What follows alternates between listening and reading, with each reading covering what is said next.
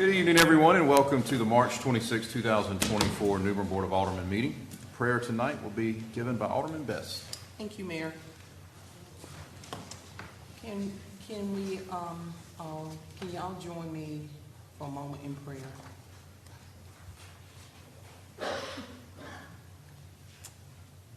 Heavenly Father, I come to you tonight as humble as I know how, thanking you for life and again another beautiful day you've given unto all of us. Yes. Lord, I ask that you touch this board, each member of this board tonight, as we conduct the business of this city. Let us be reminded that we are here serving your people of this great city, and that all the decisions that we make will have the citizens' best interests at heart. Amen. Yes. Amen. If you would please stand with me as we pledge allegiance to the flag of our country. I pledge allegiance to the flag of the United States of America and to the republic for which it stands, one nation, under God, indivisible, with liberty and justice for all. Madam Clerk, if you would please call the roll. Alderman Creel. Here. Alderman Royal. Here. Alderman Astor. Here. Mayor Odham. Here. Alderman Kinsey. Alderman Best. Present. Alderman Brinson. Here. Okay, board item number 3 is to approve the agenda. Are there any changes to be made? Make a motion we approve the agenda as is. Second. I have a motion and a second to approve the agenda. Any further discussion? All those in favor say aye. Aye. Any opposed? Agenda is approved. Next is the consent agenda. What's the pleasure of the board on items 4 through 9? Mayor, if there's no discussion about any of the items on the consent agenda, I'll make a motion that the consent agenda be approved. Second. I have a motion and a second to approve the consent agenda. Any further discussion? Hearing none, let's have a roll call starting with Alderman Creel. Alderman Creel. Yes. Alderman Royal. Yes. Alderman Astor. Yes. Alderman Best. Yes. Alderman Brinson. Yes. Mayor Odham. Yes. Consent agenda is approved. Next up is item number 10, presentation on paving study. Mr. Hughes. Mayor, last fall we had Labella Associates perform a pavement condition survey on the city. They finished that up in January, and at this time I'd like to ask John Firstner with the Labella and Associates to make that presentation.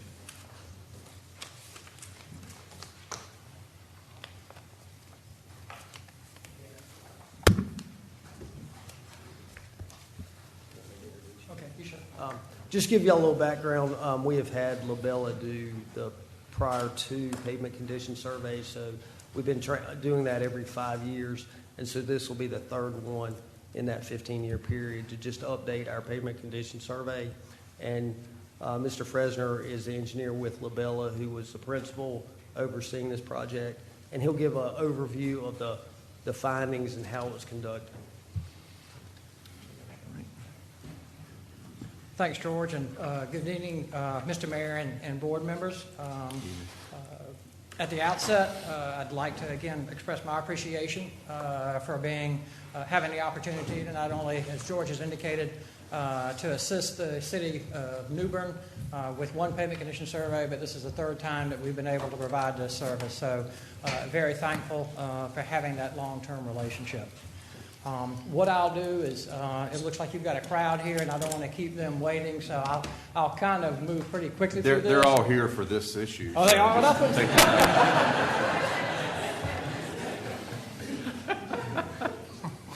But we'll kind of move it fairly quickly, just kind of giving you some of the highlights of the pavement study that we recently undertook. What you'll see here is just kind of an overview. Right now, about 185 miles is what consists of the road system in New Bern. As indicated, we finished a survey physically of doing the field work back in January of this year. That primarily consists of 8 common pavement distresses. We'll look at that a little bit here in just a second. We also collected some additional attributes, and I'll also give you a little bit further detail on that. Once we complete the field work, we post-process that data, and we come up with a PCR. All of a sudden, when I was looking at this slide earlier this evening, I realized, well, I know what a PCR, but you folks don't know what a PCR is. But a PCR is actually an acronym for Pavement Condition Rating. And as we post-process that data, we rate each and every street segment as to how good or bad that street segment is. And then last of all, as part of that post-processing, we then look at those distresses, the conditions of the streets, and make recommendations as far as any types of activities that the city would need to undertake to improve those streets. Just real quickly, and this is somewhat of a busy slide, but there's a study that was done many years ago and kind of really just looking at primarily the value of the street systems. And as you kind of look through it, I'll just kind of ask you to kind of go, your eye kind of go to the bottom of the slide. And based on roughly a $40 per square foot value for pavement streets today, you can see a little over 2.6 million square yards. That translates into an asset that's almost $108 million. I'm not sure, but that's probably, if not the largest, one of the largest assets that the city currently owns. And so, again, part of my message is, again, to reemphasize that and to make sure that you continue to invest in that asset. As promised, these are just 4 of those 8 pavement distresses. I won't get into too many of the details. The one on the top left is alligator cracking. This basically is primarily not primarily, but it is the worst pavement distress. What this indicates is a subsurface, an underlying problem below the pavement, and that's what you see. It kind of moves up through that. So again, if you have alligator cracking, you really are looking at some type of what we call full depth patching, where you remove not only the pavement but some of the base material and reestablish the entire structure that supports the pavement. Block cracking is more of a pavement distress itself. Kind of has to do with the temperature changes. Asphalt's going to kind of crack, and this is what you see is that block cracking. Reflective cracking is primarily going to take place when you have resurfaced with asphalt over a previously concrete street, and now you see those joints and those concrete pavements kind of reflect up through there. Don't really think you have too much of a reflective cracking problem here in New Bern. Raveling is, again, when you get a lot of wear and tear on the street itself. That asphalt kind of basically dissipates over a period of time, and it becomes very gravelly and becomes a very rough road. The other 4 is basically rutting. This is routinely, you'll see this at primarily some major intersections where you have a lot of truck and or bus traffic, and what you end up having is a depressed area in the wheel paths of those vehicles. Patching is another one. Obviously, we wish as a city that nobody would cut our streets. Unfortunately, that's not the case. And so patching, obviously, as you go in and a street gets patched, it never really has the same quality of integrity as the original pavement. Bleeding, again, I don't really see that problem. This is really something that with the better asphalts of this day and age, you don't really have a lot of it, but that's kind of somewhat of the liquid asphalt making its way to the top. The last of those 8 pavement distresses is ride quality, and this is just kind of an assessment of how rough or smooth the road actually is riding. Again, not really intending that you can pay a whole lot of attention, but this is just a summary of the pavement distresses that we found in New Bern. What you'll see here is all of those 8 distresses that we looked at. We kind of break it down into what we call low volume streets, which are primarily going to be more your subdivisions and less trafficked streets versus your higher volume. And obviously those are going to be more your major arterials where you have more traffic. As you can see here, there is some severe alligator cracking, and this is again intended to kind of highlight and point out those. Block cracking as well. Again, as I indicated, no reflective cracking was noted. Some rutting, again, not much raveling, and obviously no bleeding. Some rough ride quality, and again, there are some indications of patching that go from some light to moderate to actually severe patching.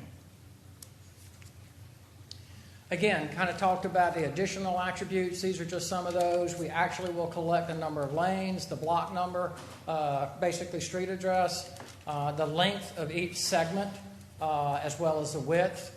And we also indicate any of those locations where you have existing sidewalk on either or both sides of a street, as well as the curb and gutter.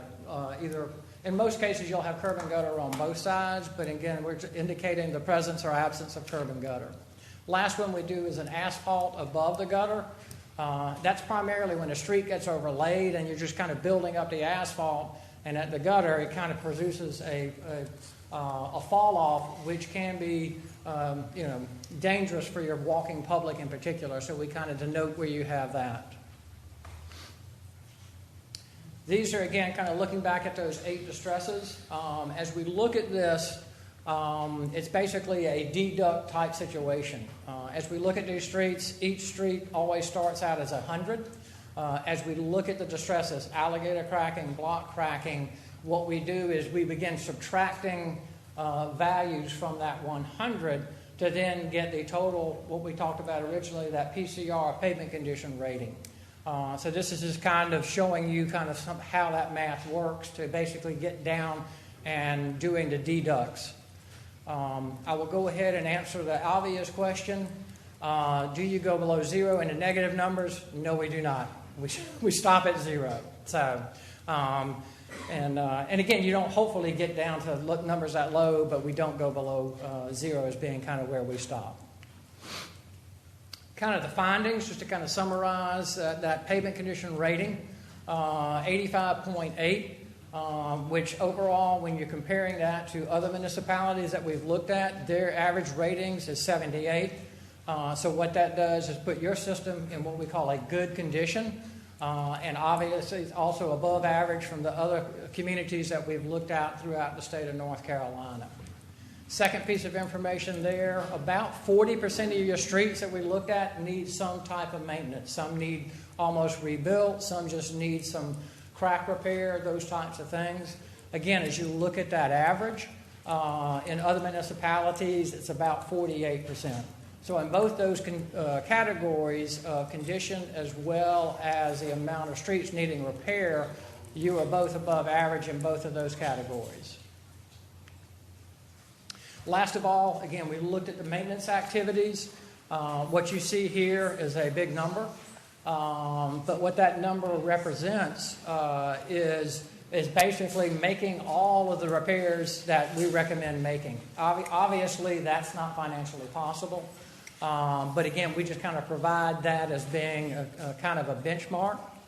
And what we do is we break it down. Some of those are routine maintenance activities, the patchings, the ceilings, things that need to take place there. And then secondly, we look at those situations where you do need a resurfacing, where the pavement has kind of reached its useful life and it's time to go in and resurface. And as part of that, there are some additional costs, obviously used to get into milling cases, the raising and lowering of structures and stuff like that. So that dollar figure is kind of a starting point, and there would be some additional cost to it as you begin getting into administrative and other costs with a resurfacing contract. Just real quick, and as George has indicated, and again, privileged that we've been able to do this 3 different times. You can see here, this is just a chart looking at the 2013, 18, and 24 pavement condition surveys. And what we've done is we've grouped your streets into very good, good, fair, poor, and very poor. As you can see, starting back in 2013, New Bern streets were in not that good a shape. Basically, as you only had about 40% of your streets that were in that very good category.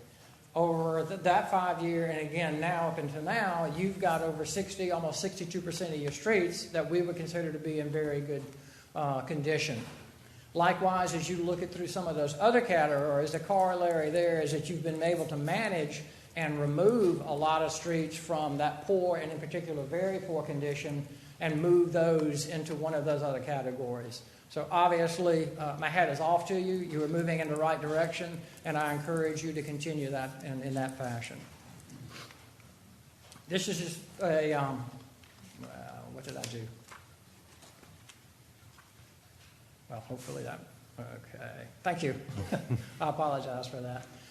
This is, again, just kind of looking at the 3 payment condition surveys that we've done. That overall PCR started back in 13 at a little over 81. And again, you've moved up to that 85, and now it's even up at 85.8. So again, I would like to commend you for kind of moving in that right direction. I know, and I've told George and Dave, who I've worked with quite extensively here, I'm from Greensboro, and I can tell you, when we moved there 30 years ago, the streets were in great condition. The city decided that monies could be used elsewhere, and if you go to Greensboro now, sadly to say, our streets are in pretty poor shape. So I would just encourage you to continue to invest in this asset, as again, you're kind of moving in that right direction. The second graph on the bottom is, again, just looking at those number of streets that require no maintenance. And again, you've kind of moved that up. Only about half the streets did not need maintenance, where now, again, you're looking at about 60% of your streets are in good shape that don't need any type of maintenance. This is just kind of a typical, pavement will deteriorate. This is just kind of a typical curve. Again, on that left-hand side, we go from, as I talked about, 100 as being the starting score down to 0. And then there's a time bar of years on the bottom axis. And what this is just illustrating is that try and basically maintain your pavement while it's still in fairly decent shape. Seal it, make those crack seals, make those patches, do those types of things at that point so that that pavement does not continue to deteriorate. Once you get down into that latter years where your PCRs are in the 40, you're almost now having to rebuild the street in itself. And as it kind of shows here, if you'll spend $1 in those early years on those preventative maintenance practices, that translates anywhere between $6 to $15 later in having to almost rebuild those streets. This is just kind of a great illustration of trying to maintain a street. I love this slide. For some reason, the jurisdiction line was the center line of the street. The jurisdiction on the upper actually did what we call crack sealing and seal that crack. The jurisdiction on the near side did not do so. And you can see here pretty vividly is that as you maintain those streets in a preventative type measure, you basically kind of will reduce your costs as you move forward. The street, as you can see now, that's what we call alligator cracking. You're now going to go in. Water has gotten into that substructure, and you're going to have to basically get into a very expensive repair. Last of all, we looked at those maintenance activities for each one of the stresses. This is kind of, we've worked with your staff, George and Dave in particular, coming up with the various different maintenance activities, both, again, for the low and the high volume streets. They were able to provide us with basically unit costs that we could utilize to basically get in to calculate the overall maintenance cost. This just kind of shows of those activities the unit cost for each one of those. And again, there's a lot of information here. What it does is kind of take all that information, the ratings, the low, the high volume, and basically calculates all the maintenance activities and kind of gives you the activities and also basically for the low volume as well as the high volume streets. And again, as we looked at before, if you kind of move down to the bottom of it, you'll see where in making all those improvements, you're looking at about a $7.6 million investment. Just real quick, again, kind of looking back just from the last two surveys, this is just kind of showing you the breakdown between what we could look at as a routine maintenance, resurfacing, and kind of the total. And one of the big issues with resurfacing in that time span has been, again, the cost of asphalt. It's pretty much gone up fairly dramatically between 18 and 24. Again, just kind of to illustrate, as we talked about, you've got about 60% of your streets that do not require any repair. That other 40%, as we've looked at, kind of the full depth patching, overlays, and the various other resurfacing that would need to take place. Again, this just kind of looks at each one of those maintenance activities, the resurfacing, short overlay, full depth patching, just to kind of see, so you can see where the bulk of the expenditures will be taking place. Crack sealing and short overlay, not that much. Obviously, resurfacing with the asphalt gets to be an expensive proposition. Last of all, we kind of just look at it, and we talk about not being able to spend $7.5 million in any real given period of time. So we look at and prioritize high, medium, and low priorities. And again, this is based, as you can see, on the various different distresses that are part of that. And it kind of breaks down those roughly 75 miles that need repair and kind of looks at it from that total cost and a cost per mile as you look at making those repairs. Kind of wrapping up, again, I would encourage New Bern to continue its investment in that asset, particularly looking at those preventative maintenance activities before those roads deteriorate where you have to make major reconstruction activities. In the industry, we kind of look at a 15-year life, and that's basically what we'd anticipate being the life of a newly paved street. With that kind of being, again, kind of an average, and the street system that you have, you're looking at resurfacing roughly about 12.5 miles of street a year. And at today's prices, that translates to about $5.6 million. Again, a lot of money, but would like to just emphasize the value of that asset and continuing to invest in it, particularly from a preventative maintenance standpoint. Last of all, we've talked about it. Asphalt, unfortunately, deteriorates. It gets beat up by traffic. It gets beat up by weather. It gets beat up by a lot of different things. And so over that period of time, it does deteriorate. Being aware of that is kind of the key. And as we've talked about pavement preservation, and one of the things that I did mention to George today is that when I will normally go in and make a staff presentation, which I did back in February. That staff presentation will normally consist of somebody like George and maybe his assistant. When I was there in February, Marvin was there. Most of the street crew were in and everything else. And my hat was off to George for basically bringing his folks in so that we could talk collectively about this. And so I thought it kind of was a great indication of the leadership here in New Bern that he was willing to kind of have them on and all buy into the whole program. Last of all, I'll finish with it, is again, it's one of the city's largest assets, and we just, again, implore you to kind of invest in that asset. And with that, these folks want to talk to you, so I'm going to go. No. Does the board I'll be have more than questions? happy to answer any and all questions. Alderman Best. Mr. John, I don't want to mispronounce your last name. Is that Freshner? Yes, ma'am. Yes, ma'am. That is correct. Thank you. I have a question here. On your values table, you have 8 categories of how the street pavement distresses was categorized. Yes, ma'am. Did you provide an individual breakdown of each street, the conditions of each street? Yes, ma'am. Basically, what we do is we even go further than that. We look at each basically from an intersection to an intersection. Okay. That's what we call just almost one block.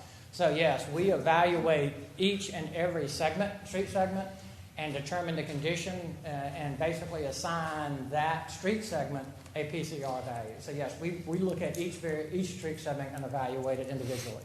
So you will provide a list to us. So my thing is I would like to see that list so I can look at that list and see what streets within my ward and how it's categorized, Right. whether it needs improvements or not. So you will provide it to us because it wasn't here in this presentation. I didn't see it. No, and Okay. again, I've basically indicated this was kind of an overview, and I guess I can let George look a little bit more. Yes, Alderman Best, we do have the full manual, which is several hundred pages, because as John indicated, it is by block. So we can see exactly from intersection to intersection where the deterioration has occurred and what type of deterioration. And we have that. We have it electronically. There's a copy in City Hall with a full map also showing every street in the city and how it is color-coded per the rate. Will you provide that to the board? Yes, ma'am. All right, thank you. I would like to have a copy. Thank you. Thank you, sir. Oh, you're welcome. Thank you. That's it for me. Alderman Astor. Same question. Same question, okay. Any other questions? Just have one for you. Appreciate all the figures, and obviously those things will change depending on inflation and deflation. Is there a recommended number that you could give us, and I'm not putting you on the spot to give it to us now, but if you could take a look at it and say, every year you need to be striving to spend this amount of money based on the current conditions. Obviously, if we were to do something initially to try to make a big push toward bringing the qualities up, that would be one thing. But as it sits today, what would your firm recommend that we spend every year to sort of get into a routine maintenance cycle? I think really that we kind of go back to that slide that talked about the 15-year cycle of those streets and looking at trying to pave about 12 miles a year. And that translates into roughly about $5.5 million. So in answer to that question, I mean, that's really kind of that starting point. Okay. Because once, again, I can talk about Greensboro. I'm from Greensboro. When we basically calculated the paving cycle in Greensboro with not spending the money, we were on a 100-year paving cycle. I don't want you to get there because your streets will fall apart. Okay. So, but that's, I mean, just kind of to give you something that's probably, and I know that's a big number, but just to kind of, that's probably something to kind of basically move the program forward. Okay, all right, I appreciate it. Any other questions? All right, thank you, sir. Thank you. Thank you. Next up is item number 11, conduct a public hearing and consider adopting an ordinance to apply initial zoning to 684 West Thurman Road. Mr. Goff. Evening, Mayor and Board of Aldermen. I'm here to present our next case, which is the initial zoning of 684 West Thurman Road. The applicant is Real Doctors LLC, and the property is further identified as Parcel ID 7-109017. The proposed zoning that this property is applied for is Commercial 3, or C3, and it's approximately 6.1 acres. The C3 zoning district was established for offices, personal services, and general retail and convenience goods. This summary is taken directly from our ordinance. It goes a little further into detail, but in general, it's meant for commercial uses. The vicinity map shows its location. It is just east of its intersection with Gables Road, as well as West Thurman Road. Considerations for the initial zoning tonight. The applicants requested this to be annexed into the city's municipal boundary. At the Board of Aldermen's meeting on January 9th, the annexation was approved. And the meeting held on February 15th, the Planning and Zoning Board recommended approval of the proposed initial zoning. That vote was 6-1. And the property is adjacent to existing C3 zone properties. It is also adjacent to non-residential uses. And in the 2022 land use plan update, it is identified as an opportunity zone. This map shows the adjacent zoning. To the right, as well as to the bottom of that map in the yellow and tan, those are residential zoning districts. To the left, you'll see red, that is C3. And to the north, we have various agricultural zoning districts, A5 as well as A5F. This map comes directly from our 2022 land use plan update. It is a generalized identification that this area is a opportunity zone. This vicinity map goes a little bit further into detail about what uses surround the property. To the left, you'll notice that a property that was zoned commercial does show that it has a residential one-family unit. This information was taken from Craven County's tax records.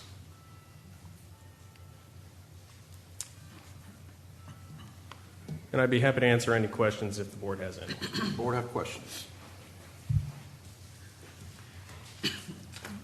Just for everybody's edification, can you briefly explain what the opportunity zone means? So the opportunity zone was identified as a potential area for growth. The core of that opportunity zone would include the most development, and it would sprawl out from there. The accuracy of what exists on the ground today may not generally reflect growth trends that the land use plan may have identified. And how would Development Services describe Thurman Road in terms of its capacity? Thurman Road would not necessarily be a major arterial road. It is adjacent to a major arterial. It could be logical growth based off of that, but current conditions of that road as well as growth around it may not warrant something as dense.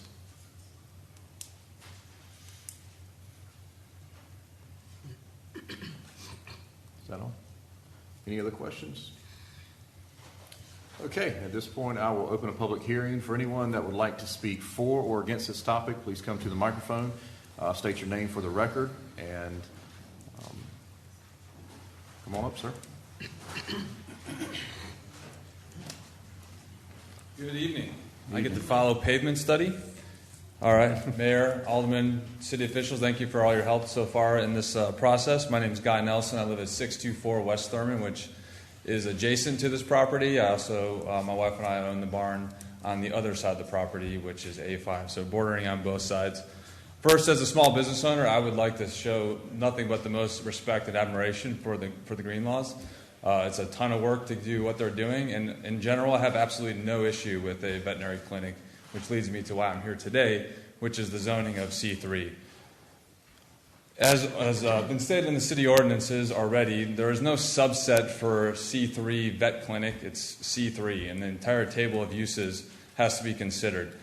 In that regard, to me, vet clinic can be replaced with bar, hotel, or as we all know, is lurking in the wounds at Dollar General. So the character of Thurman Road as you drive down it is nothing but residential. I acknowledge that there's C3 zoning on the road there. Mr. Jones is present here today, and the residential unit is there. None of us, that all preceded our existence on Thurman Road in terms of that was zone C3 20 years ago. Not sure what the vision was for that at the time, but it no longer fits with what is the nature of Thurman Road as you go down it. I'd also like to say that I'm not the only one who sees this. If I'd ask to raise a hand, if anybody here is in opposition to C3 zoning, please raise your hand. I know there's others in the back there. Additionally, as you go down into pages 120 and 121 on the PDF side of what was the packet for today, you can see pictures of Thurman Road, both in daytime and at nighttime. The nighttime shots are of a 3-second time lapse, so they're a little bit lighter. Otherwise, 1 second time lapse showed absolutely nothing. It was black. So again, in consideration with commercial zoning, I saw in the application for this that there was considerations for lighting and other things, and we appreciate that, but it doesn't apply to the full nature of the table of applicable uses. Additionally, Thurman Road, as was discussed, the 2022, as was stated in the application, had 1,200 vehicle traffics per day. Per the ordinances, that would put it at a collector, which is stated to be 35 feet wide as per the city ordinances. The state road or state maintenance ends sign is at the property line, and it would indicate that the city is responsible for the zone. Thurman Road is currently at about 20 feet wide, so almost a full lane and a half short of what is in existence. And also, as I said before, the plans that have been put forth have looked to be a nice building and something that would not be a detractor from the community. However, if something were to happen and as plans change, this property has changed ownership 4 times in the last 8 years, each with a different plan. It's still a vacant lot. So in terms of future proofing with deference to property value and that, the nature of C3 exposes risk to surrounding property owners in terms of an alternate use being put forth. I think there's a way forward. A5 is a authorized use for a vet clinic. It also protects the neighboring community and the existing ecosystem there from further commercial development that would be not in line with the community and the current uses of Thurman Road. Thank you very much for your time. Appreciate it. Thank you. Thank you.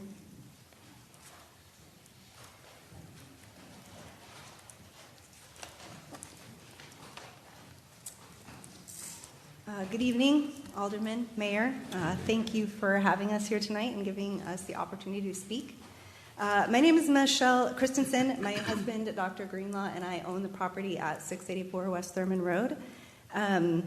We, as presented, have requested C3 zoning to be in accordance with adjacent zoning designations, adjacent non-residential land use, and also in consistency with the city's land use plan for this area.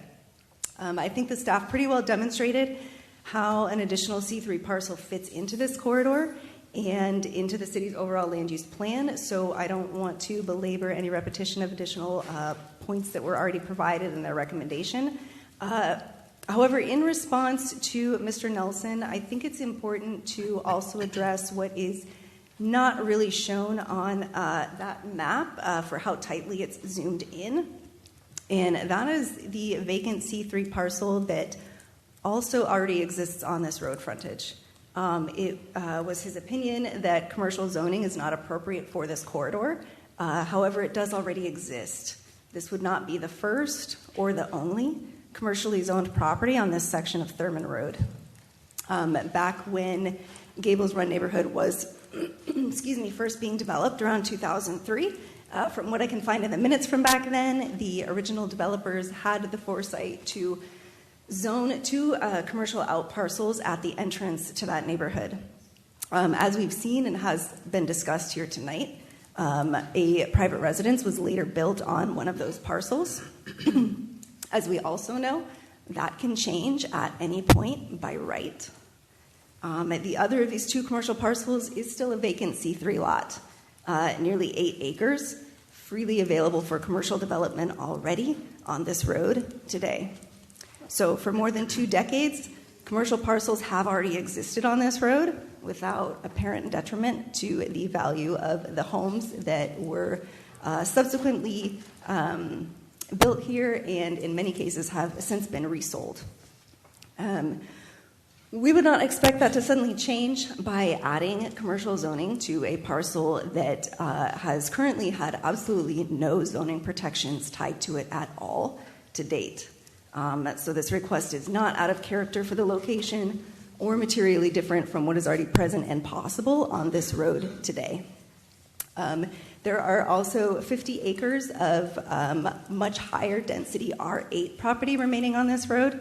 So while much of the corridor is vacant land today, it is well primed to be able to contribute to the economic and development goals that are outlined for this opportunity zone in the land use plan as the area continues to grow. The agricultural properties mentioned that Mr. Nelson leans on to justify this as a better fit for our parcel do not have frontage on Thurman Road. Their primary driveway access is via Gables Road, which is a neighborhood road inside the Gables Run subdivision. Thurman Road itself, where our parcel has access, is not a residential street. It is now a main thoroughfare connecting a number of suburban housing developments to the highway and the existing commercial center in Harris Teeter. He referenced the traffic counts that NCDOT has for these, the 2,100 cars per day. I included the data in your packets, so I wasn't just spewing numbers at you here tonight, but our project is expected to only add an additional 10 to 15 cars per hour at peak capacity to this existing traffic on this road. So very low intensity use. While we fully understand that New Bern does not have conditional zoning, I do think it's important to address in order for us to be able to address the concerns that some of the nearby residents have raised. So as he mentioned, we are planning to build a vet clinic on this site. There is a dire shortage of veterinary medical services in our area. Again, in the interests of respecting time here tonight, I sent the data regarding the shortage in your packets ahead of time. But the bottom line is that to appropriately serve the local pet population, we are short as little as 3 and up to as many as 9 veterinarians in our area. This is why it takes in excess of 2 to 4 weeks to get an appointment for routine care, if you can even get in at all. Many area hospitals are not even accepting new clients. Citizens are paying emergency fees just to be able to get in for minor urgent care or sick patient visits, or they're just turning straight to the emergency hospitals, which themselves are overcrowded with a lot of non-emergency conditions. Emergency hospitals all along the coast are routinely experiencing wait times in excess of 4 hours, or simply closing intake altogether. While also not required for discussion of our zoning tonight, we did go ahead and submit architectural renderings for the project in your packets as well. We also have our general contractor here tonight, just in case there are any questions that he might be better equipped to answer in that regard.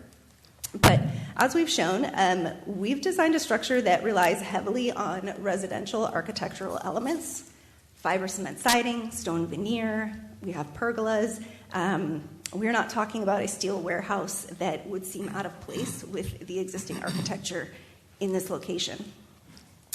We will also only be using 17% of the site, leaving more than 5 acres remaining for buffers and natural space. This acreage will be located at the back of the property to the north, adjacent to both of the existing agricultural zoning designations. So keeping that section of property rural, as we understand, is the neighbor's desire.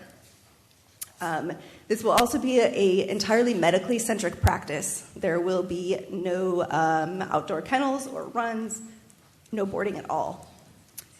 By applying commercial zoning tonight, we will be required to go through site plan review, and that will force us to remain in compliance with city ordinances, such as the planting ordinances that require vegetated buffers and screening along property lines, and those are specifically designed to allow less intensive forms of commercial business, such as ours, to adjoin residential land uses.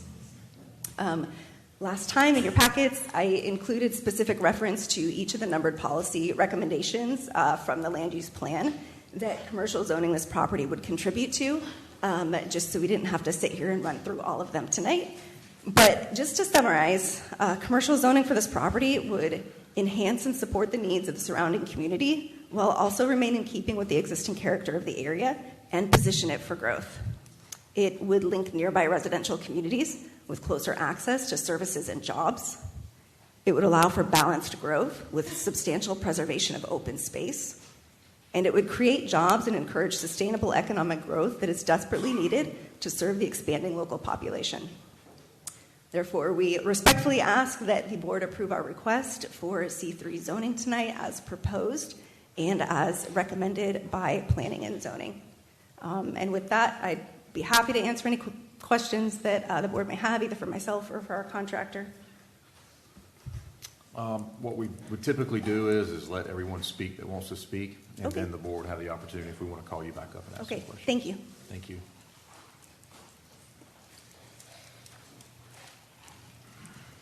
Good evening, Board. Jamisha Harris, 222 Monterey Circle. I technically don't have a dog in the fight, but I will say that I do understand and kind of support that you want to be able to keep the community a certain way, especially when you move into these locations. In the zoning, I know on the previous board, one of the things that Alderman Bengal was about is maybe reevaluating the zonings that we do have so that they kind of can be consistent, because I think the main issue is not support of it of it being there. I think it's more of, if it doesn't come to fruition, that being a C3 can be sold and then anyone can come in and do what they want, and then it kind of messes up what the community has. So I just wanted to throw that out there. Thank you. Thank you. Good evening. Good evening. I'd first like to state, my name is Raymond Kuzmorski. I live in Gables Run. I understand there have been some other residents claiming that entire Gables Run is against this. We are not. I'm a resident, been there for 10 years. Several of my neighbors are in favor of this also. When I bought my lot, I knew exactly what was around me. And I'm sure you can tell, I'm not an original resident of Newburgh. I researched. I was able to know what could be built next to me, what could be built behind me, and what could be built along the main roads coming in. I understand the Nelsons' concern. However, the lot next to them is the house on the corner, next to 684 is zoned commercial. The one across from Gables Road next to that is commercial. Going down next to the firehouse is commercial. All along Airport Road is commercial. Why would we want to chase businesses out of our community that can do us benefit? We need businesses and people like this who is a valued member of the community that lives here. He's not somebody coming in from another community. His residence is in the area. He wants to make our community better, whereas I can tell you from experience over my life, trying to get a vet appointment can take upwards 3 to 4 months. We need businesses like this, and if we go and not approve a commercial zoning for this business, what's to say you're going to do that for another one? We need businesses. If I owned a big shopping mall and I wanted to come in and you're going to say, well, I'm going to take my zoning away, why would I want to invest in the community? You're going to hurt all of us residents here. All these people that say that he can change his mind and build something else, Dr. Greenlaw, who I've come to know over the years, is a man of character. He does what he says he's going to do, and he is a good person. He's here to better our community. He's not here to hurt us in any way. He wants to make our community grow and help everyone. That is his goal. He's a good man. So as to these naysayers that say, well, it could turn into a bar. Well, so could the one on the one on Old Airport Road. That's the child development speech place. So it's zoned commercial. Why couldn't that be turned into a bar? Why couldn't the gentleman's house on the corner be turned into a bar? It's zoned commercial. So I don't find that a valid argument. If somebody didn't do their research and not understand what could happen here, I feel bad for them, but if it was me, I'd be like, oh, well, that was my fault. So I don't see a reason we can't extend this commercial zoning. And then I understand there was talk of another type of a zoning which wouldn't benefit him in the business due to the fact that he could lose certain things to do with the vet business. You know, it's not as simple as, well, I could just build this building, but if I don't have the correct zoning, maybe he doesn't have the same investors that want to invest in the property. And we need this desperately in our community. Now, I did send everyone a letter, and I thank you for taking the time to read that, where I did spell out some more specific things. I just appreciate you letting me speak tonight and listening. Thank you.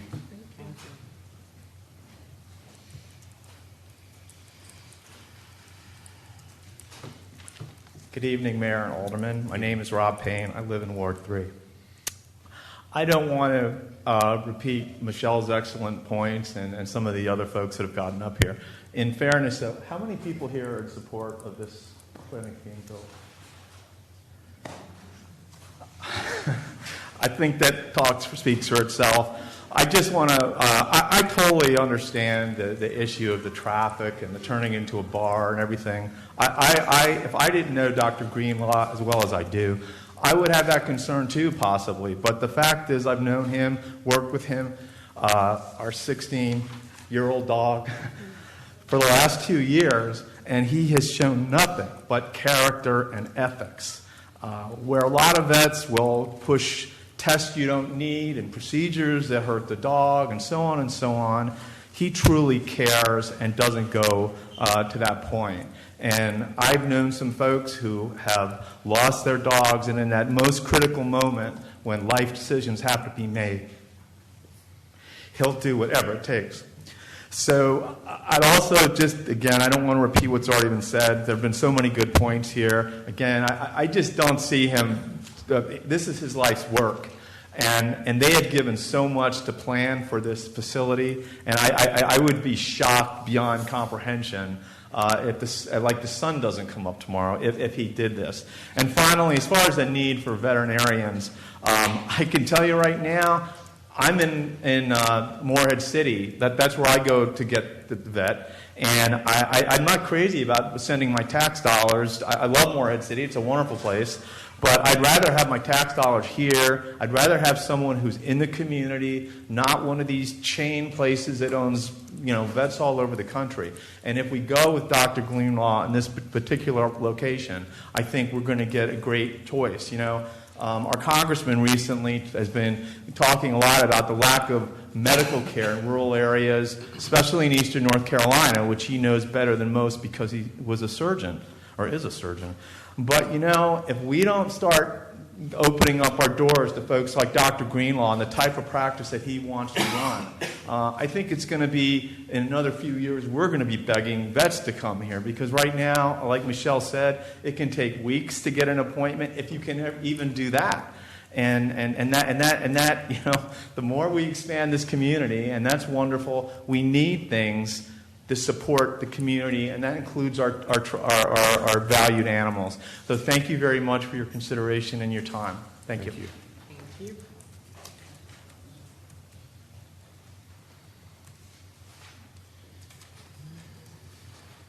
Hey there, my name is Lyndon Duffy, and I just wanted to add, I have actually been able to work with Dr. Greenlaw myself professionally, and I know him personally as well.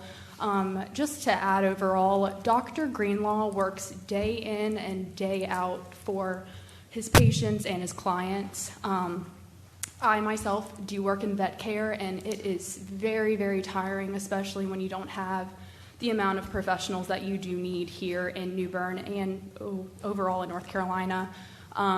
Dr. Greenlaw does bring a lot to the table for all of his patients and his clients. For an example, he has worked amazing with my parents' animals and my animals as well.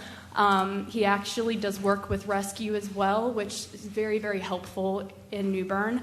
And just he makes sure that all of the patients are needed with the care that they do need. And I do think this will be a huge benefit here for New Bern overall, just because, as mentioned, there has been times where people are unable to get care for their animals and do have to pay for emergency fees and try to go out of New Bern, so there's a loss of business there to get vet care, and he does bring that here with the amount of extraordinary work that he does provide. So, thank you. Thank you.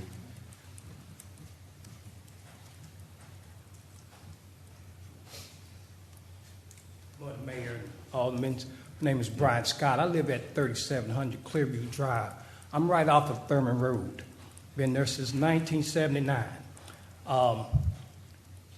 I want to say this, and the people here, there's no naysayers in this. There's just people having different opinions.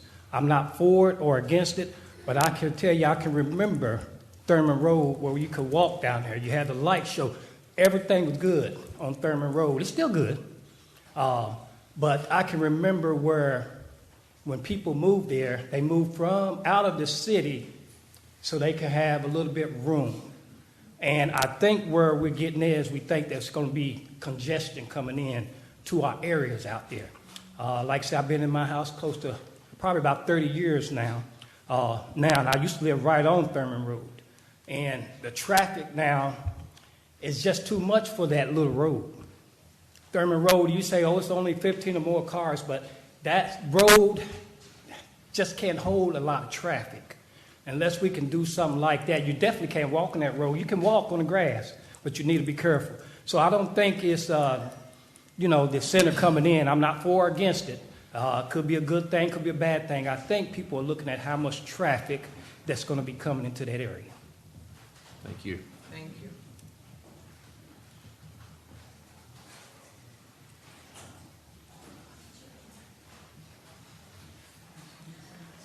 Good evening, Mayor Odham and Alderman. I'm George Evans. I live downtown. I don't live in Ward 3. I'm here with my wife, Christian, to support Dr. Greenlaw because he's our vet. We've had many vets in 49 years of marriage and dogs, and he is top-notch. But I understand you may want to consider other things besides his professional capabilities.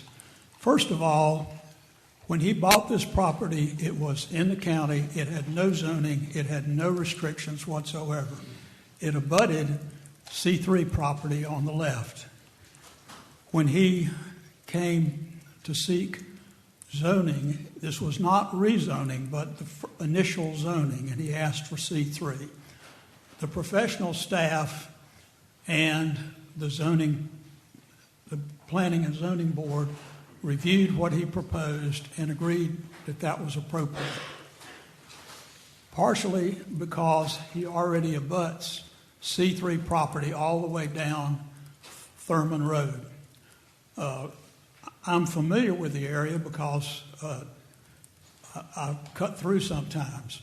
Thurman Road, for those of you who are not down there much, is the main way you would go from Highway 70 to Old Airport Road. If you're in Taberna and you want to go to the grocery store, the best way to go is to go down Airport Road and down Thurman Road.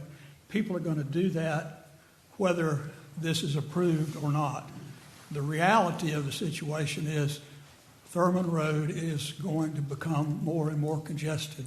There's plenty of land on Old Airport Road yet to be developed, but anybody who lives out there on the other side of Old Airport Road will need to use Thurman Road to get to the highway rather than drive all the way through Carolina Colors. In short, it makes good sense to go ahead and approve what he's requested and what the staff has recommended and the board has recommended. He's proposed an excellent building that will fit well within the community and will be a boon and not a burden to the area. So I respectfully request that you approve his request. Thank you.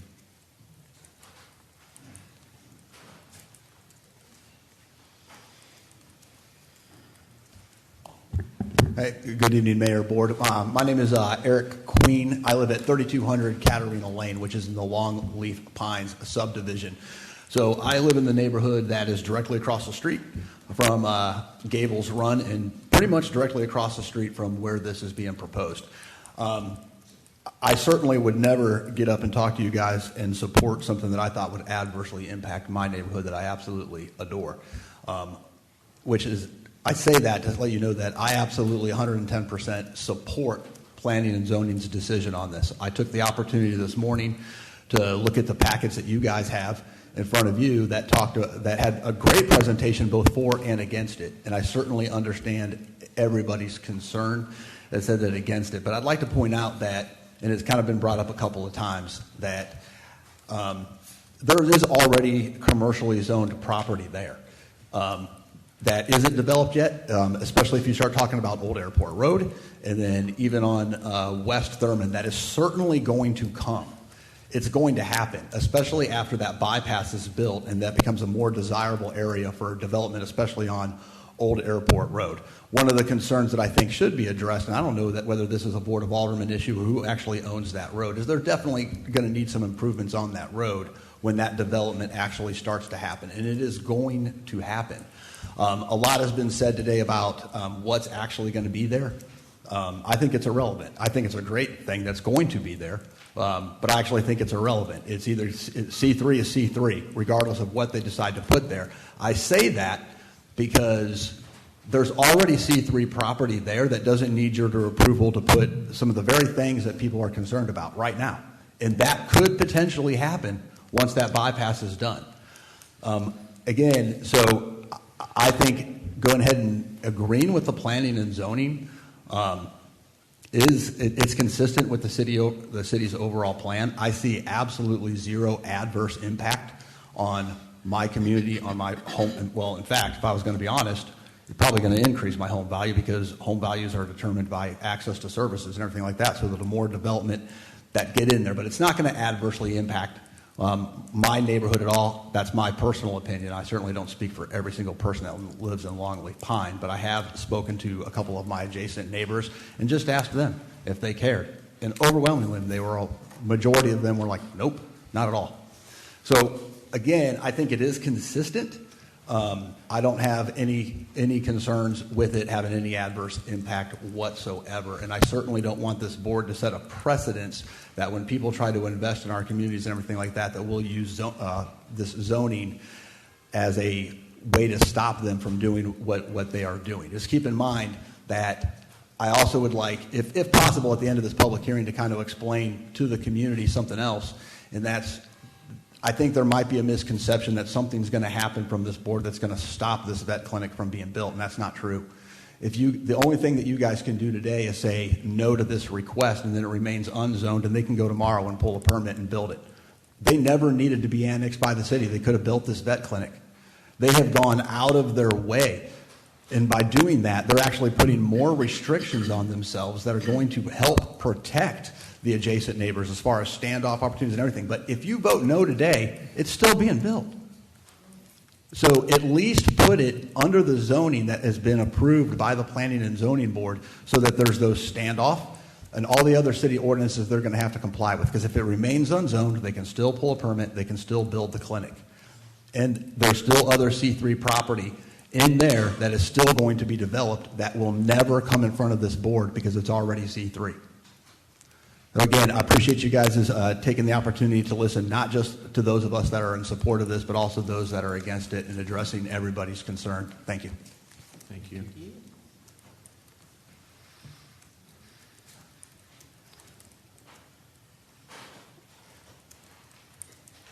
evening. I'll be quick, I promise. My name is Amy Berdulis, and I thank you for letting me come here today. I come to you today as the president of the Humane Society here in New Bern. Over the past few years, Dr. Greenlaw has been a huge supporter of ours at the Humane Society, volunteering many hours and a lot of knowledge to help with the animals that we take care of. He has a true passion for what he does, and he never turns me away and never says no and never ignores my message, so I appreciate that. As an adoption coordinator at the Humane Society, I hear so often from adopters that they are calling around to get an appointment for their new puppy or their new dog. We have a lot of great vet resources here in New Bern.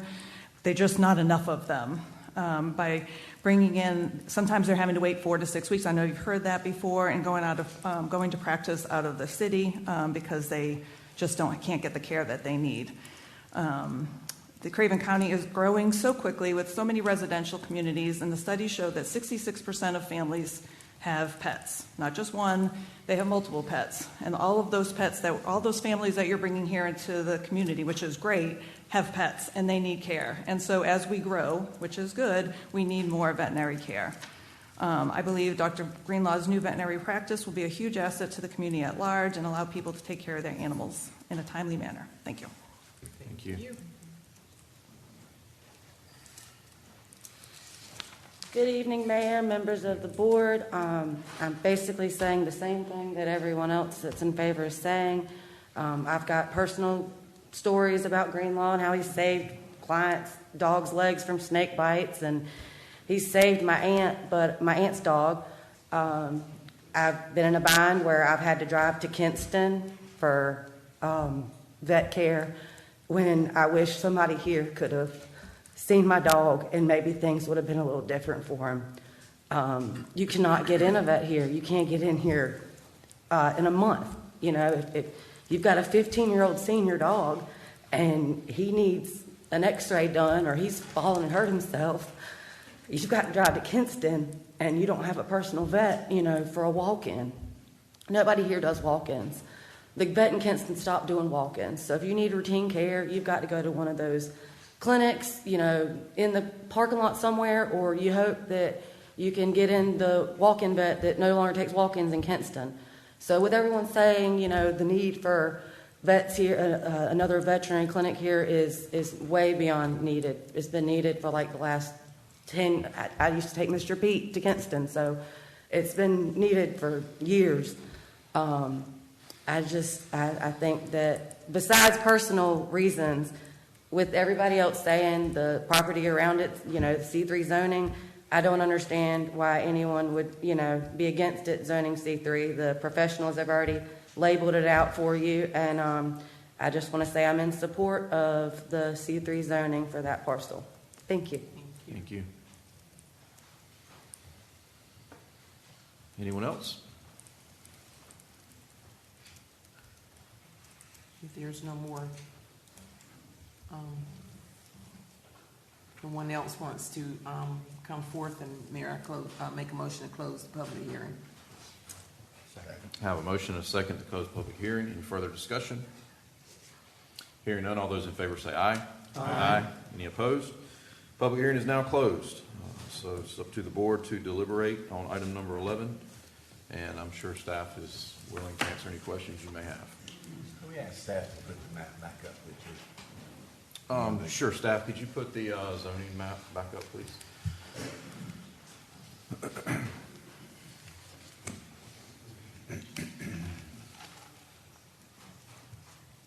What you want, Alderman? Thank you.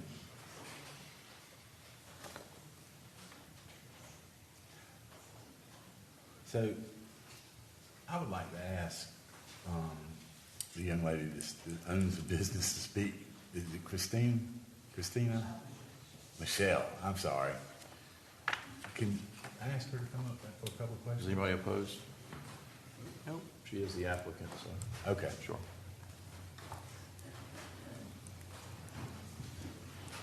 I apologize for messing up your name. I've heard all kinds of stories, and I want to just ask you directly. I think you addressed most of them a few minutes ago. This is not going to be a place where you can board your animals, correct?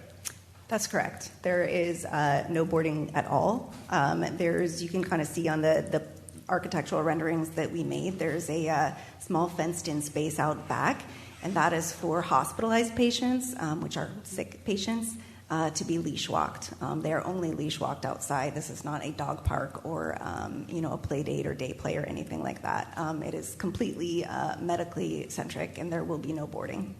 Okay. And are your hours of operation going to extend beyond 5:30, 6 o'clock? Or, are they going up towards 9 and 10 o'clock at night? So, answering that question today in this moment, we have a lot more hoops to jump through before we get to some of those things. I will tell you, Dr. Greenlaw has spent his entire career offering emergency services in addition to his regular day practice services. We do need increased emergency care in New Bern. The closest place to go is Havelock or Swansboro or Jacksonville. And when they close intake, there's nobody in New Bern that can do emergency care after hours. So ideally, yes, we would like to offer some after hours and emergency care. What that looks like today, I don't know. But what I can tell you is that Dr. Greenlaw can't work around the clock by himself. So that's what we know in this moment.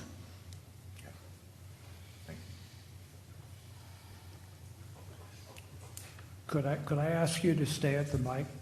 Thank you. Mayor. Sure. Yes, sir.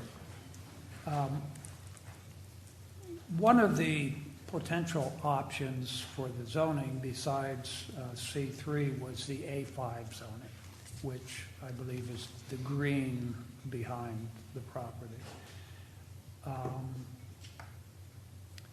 I've heard, but I'd rather hear it directly from you with regards to financing of this project. Is the A5 zone, I know what would allow for the construction of the same facility.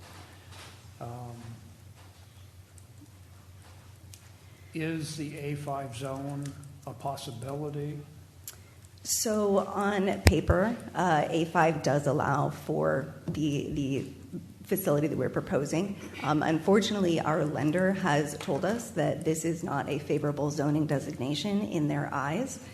So essentially what the bank is looking at is their exposure to risk. And if we were to default on our loan, for example, they would be in a position where they had to sell this property and try and recoup their investment. Not so that somebody could, tear it down and build a strip mall, but so that they could get somebody into that space as quickly and inexpensively as possible. So, for example, veterinary and dental are very closely aligned. Another interior commercial business that requires a very similar layout and floor plan. So just if, for example, a dentist wanted to come in and take over the space, they could not, because a dentist is not allowed to operate by right or under special use on agricultural zoning. So that really handcuffs the lender into what they're able to do with the property in a worst case scenario. And that is why they have an aversion to it. So they haven't come out and absolutely said no to it. It's a risk decision. Right. It's a risk. So the appraisers are always a third party appraiser that are, we're not involved in. We don't know how they think or what they do. So we would not be able to find that out until after the fact, whether or not that would be detrimental to the value of the property for them. And not to get overly convoluted with any potential options that might be available or might not be available, is there any possibility that you, as the applicant, might consider going back to the Planning and Zoning Board to subdivide the lot, where the front portion could be subdivided off as C3 zoning, but the rear portion could be zoned A5? That's not something that we had, discussed with the staff or even really known anything about. So I can't, I guess, comment on that with more information. But I'm not sure. Can staff comment on that? What's that? Staff, can you provide some light on that, please? A subdivision is possible in the sense that either before or after the fact initial zoning is applied, you could do that. Some additional considerations for a zoning in this sense would be the need for a paved public or private road to be built to public works standards, as well as an additional driveway permit to be had off of West Thurman Road. So this would be somewhat of a cost issue, both for the subdivision itself, but also for the infrastructure that would have to be run, such as electric and water. Robert, while you're up there, one of the previous speakers had made a statement that even if the Board of Aldermen opted not to approve the C3 zoning as requested, that the applicant could come to the city and seek permits for the construction of the property, of the facility, regardless of what the zoning is. Was that an accurate statement? Yes, sir, that is accurate. Regardless of what the decision is tonight, they do have the ability to submit for site plan review and or building permits. The option is to the applicant at this point. So the property could remain unzoned, non-zoned, with permits being issued for the construction of the facility. That is a possibility. One of the risks that exist when having properties unzoned is that also means every use that we have identified in our table of uses can be built there by right. Thank you. Yes, sir. Any other questions? While you're there, would you explore or contrast the A5 and the A5F in contrast to the C3, please? As far as the uses are concerned, Yes. The intent behind the A5 and the A5F, the F being the designator, I believe, is the forestry aspect of it. They're both agricultural in nature. Now, I will also speak as to the rest of the table of uses. The naming convention of these zoning districts do not necessarily represent what the intent was behind the name. As you can tell from the properties that are zoned C3 currently, such as the one to the left, it's commercial 3 and there is clearly a residential use on that property. Our table of uses allows residential uses in commercial zone properties by right in every zoning district that's commercial. Thank you. Most of this A5 that we're seeing is behind the property now is horse pasture, correct? The use that was identified on the tax record was an equestrian use. Some of the aerial imagery you can notice, I believe, a run. Let's see here.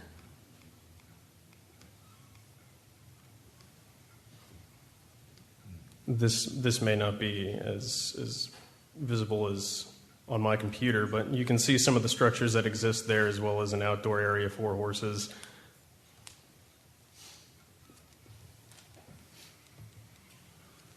And this is the A5, or This would be the A5, correct? While the board is contemplating, I just want to remind you all procedurally, and attorney, step in and correct me if I'm wrong, we have to consider everything that is permissible under the C3 zoning. It's great that the applicant has shared with us their vision on what they're going to do. They're not required to do that, so kudos to them for being transparent about it.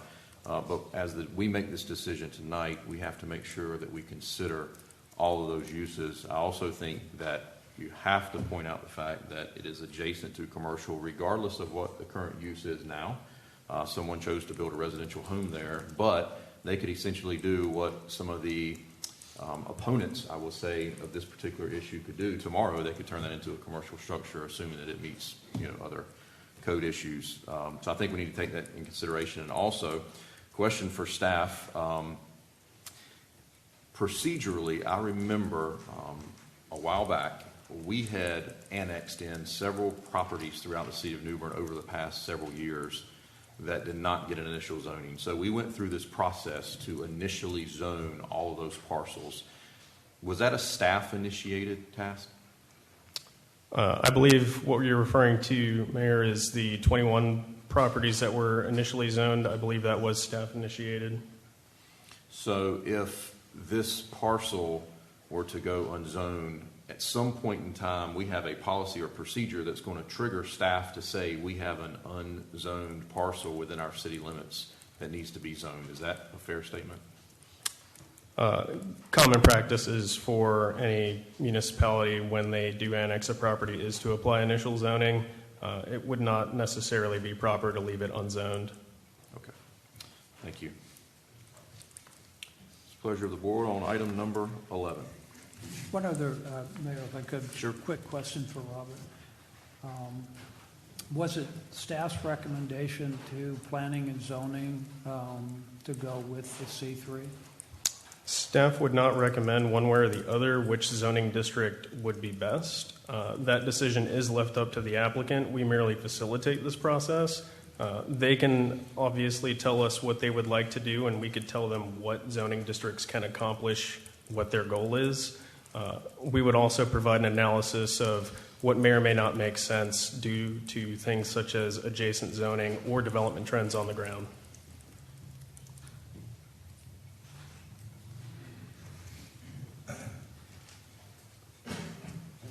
Mayor, I just want to let the board members know that, and I'm sure some of you, because I saw they were copied, you probably have received a lot of emails in favor of this zoning to C3. I have received 31 emails in favor of C3 zoning. Many of those came from the Gable Runs area. I have received 4 in opposition and had requested the agricultural zoning, A5 zoning. Tonight we had approximately 12 people speak in favor, and I think 1 spoke against, although there was about 12 that raised their hands saying they were here as well to be in opposition. I've had several conversations with the applicant. She is very concerned that if we change this to anything other than a C3 zoning, she would not be able to get financing. And I think it's just appropriate that we, since it borders C3, that we change or consider the C3 zoning. So therefore, I'd like to make a motion that we consider adopting an ordinance to apply the initial zoning of C3 to 684 West Thurman Road. Second. I have a motion and a second to approve the zoning request. Any further discussion? Hearing none, let's have a roll call vote starting with Alderman Royal. Alderman Royal, Yes. Alderman Astor. Yes. Alderman Kinsey. Alderman Best. Yes. Alderman Brinson. Yes. Alderman Creel. Yes. Mayor Odom. Yes, motion carries. Thank you all for your time this evening. Thank you.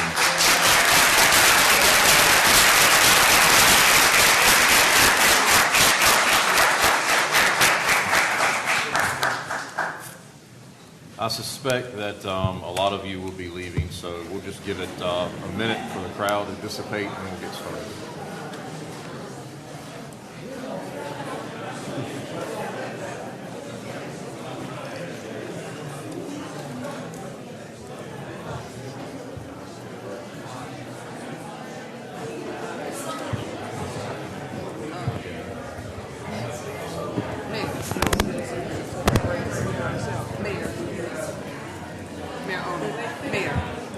Mayor. No. Take a break also. Yes.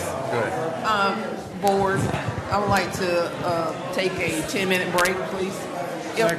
Have a motion and a second to take a 10-minute recess. Any further discussion?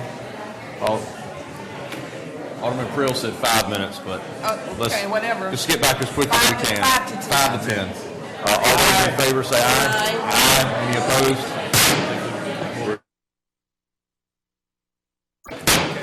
Hit the gavel. I got to go. That means you, Mr. Morgan. Bye-bye. Okay, we are going to get back started, and we are currently on item number 12, and that is to conduct a public hearing and consider adopting an ordinance amending section 15343 of Article 28 for flexibility and administration of parking. Ms. Root. Good evening. Thank you. I have a very brief presentation for you tonight, but I will summarize in a report based on your direction given at the last Board of Aldermen meeting. The Planning and Zoning Board evaluated a potential modification to Section 15343. Previously or currently today, this is our central retail court. They were asked to consider expanding slightly the boundary of the central retail court, and they ultimately did unanimously recommend that you modify the text of the ordinance to describe what is on the map in front of you, which incorporates 119 Middle Street into that court. Okay, board have questions?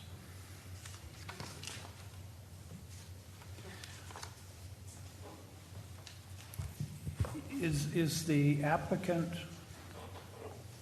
or the property, not the property owner, but the prospective purchaser in the audience?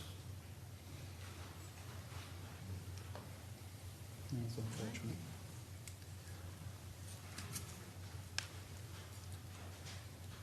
This is just to do a public hearing. Yeah, if there's any more questions for staff, then we'll do what we did last time and open a public hearing. Okay, at this time, I will open the public hearing, and this is again to consider adopting an ordinance amending section 15343 of Article 28 for flexibility and administration of parking. If anyone would like to come forward and speak either for or against, please come to the microphone. State your name for the record, please.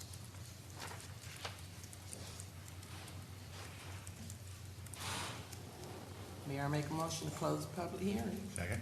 I have a motion and a second to close the public hearing. Any further discussion? All those in favor say aye. Aye. Any opposed? Public hearing is now closed. So we need to make a motion on the ordinance. Yes, sir, that would be the next step if there's not any further discussion amongst the board. Mayor, I'd like to make a motion we consider adopting an ordinance amending section 15-343 of Article 28. Is that correct? Yes, sir. For flexibility and administration of parking. Second. I have a motion and a second. Any further discussion? I have a question, though. Sure. Since we were given proposals, do we need to specify which one or just the one presented? Staff good with the map that's included with the agenda with the motion? Yes. Yes. Okay. Hearing no further discussion, let's have a roll call starting with Alderman Astor. Alderman Astor. Yes. Alderman Kinsey. Yes. Alderman Best. Yes. Alderman Brinson. Yes. Alderman Creel. No. Alderman Royal. Yes. Mayor Odom. Yes. Motion carries. Item number 13, conduct a public hearing on the substantial amendments to the FY 2019 and FY 2022 annual action plans of the Community Development Block Grant Program. Ms. Fulmore. Good evening, Mayor and Board of Aldermen. My name is Deasia Fulmore. Tonight I will be presenting the 2019 and 2022 Community Development Block Grant Annual Action Plan Substantial Amendment. Excuse me. Beginning with the definition and purpose, the annual action plan is a summary of the actions we intend to take each year with our annual CDBG allocation. A substantial amendment is triggered by a change in the purpose, scope, location, or beneficiaries of an activity. The reason for tonight's amendment, we currently have remaining bus shelter funds in our 2019 and 2022 year.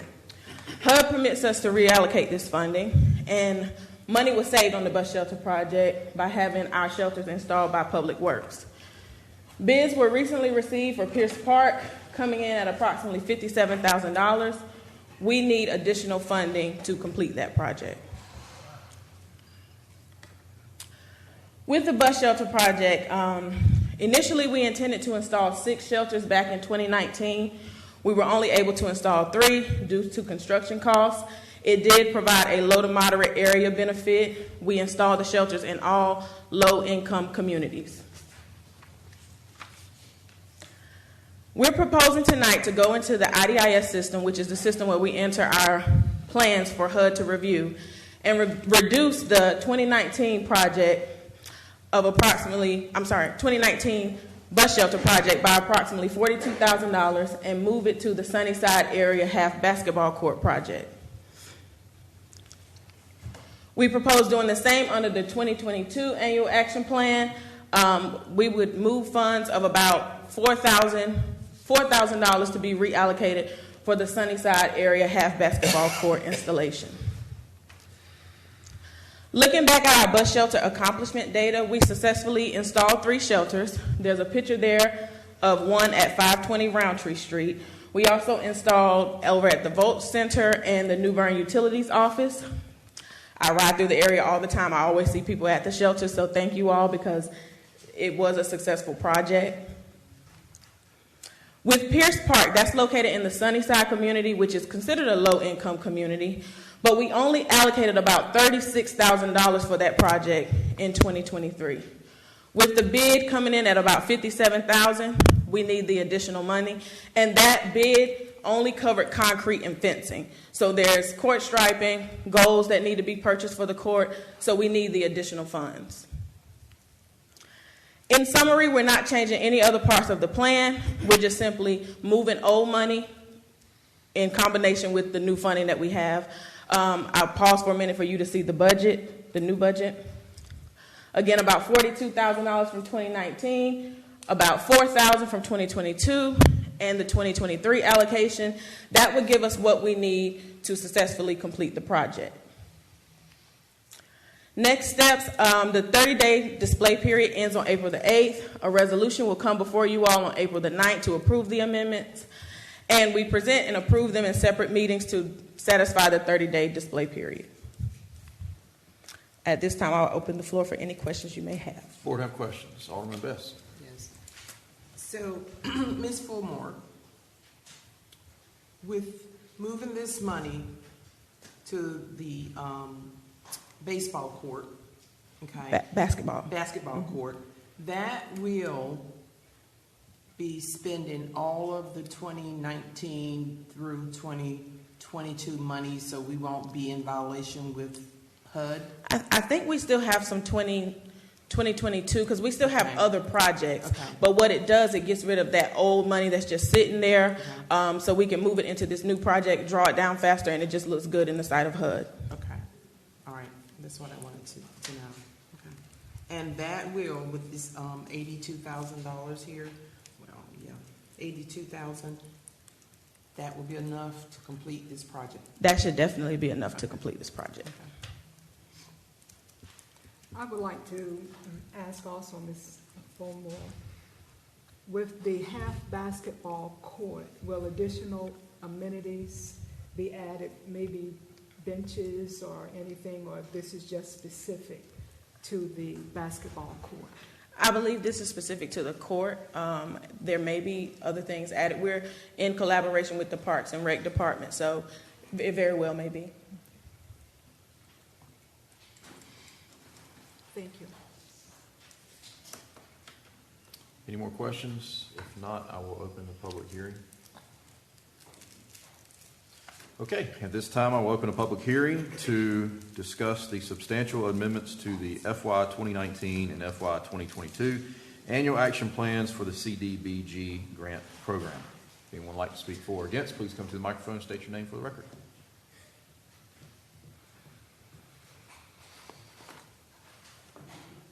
Mayor, I'm sorry. Angela Bosky, 4766 Karina Drive. Didn't really come to talk on this today. Came for something totally different. But let me say, I'm very pleased to see that the money is being shifted to something that is going to speak to our youth and be an investment into community building and creating spaces where we come together. So I approve. Thank you. Thank you.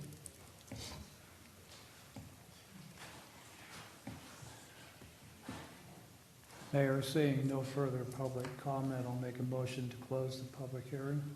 Second. I have a motion and a second to close the public hearing. Any further discussion? Hearing none, all those in favor say aye. Aye. Any opposed? Public hearing is now closed. What is the pleasure of the board? Mayor, I'll make a motion to approve the substantial amendment. Oh, I'm sorry. There's No action is needed. Okay. This will come back to the board. Okay, it says roll call on ordinance, but we're not doing that, I guess. Okay. All right, so everybody's good with number 13? Very good. We'll move on to item number 14.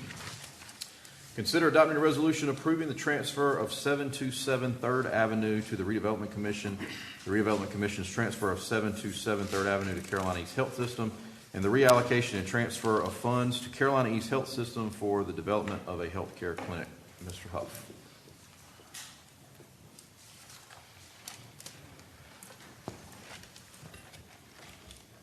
Good evening. Good evening. There's a lot of public hearings tonight, so I'll try to be brief. A 19th century Quaker once wrote, "I expect to pass through this world but once. If therefore there can be any kindness I can show or any good thing I can do, my fellow being, let me do it now. Let me not defer or neglect it, for I shall not pass this way again." In a way, this quote simply denotes that a time to do a good thing in this world is always now. 2 weeks ago, my colleagues and I stood before you and we presented an idea that was not mine and did not originate with the Redevelopment Commission. It is an idea that has percolated in this community for decades. It is a first step in addressing the disparities of access to health care, not a final one. It is a doorway through which we can grow and make sure that a whole community of people will be able to learn, to live, and to heal well. We call it a convenient care clinic. And the message that I've had the honor of hearing resound from our community is simply, now is the time.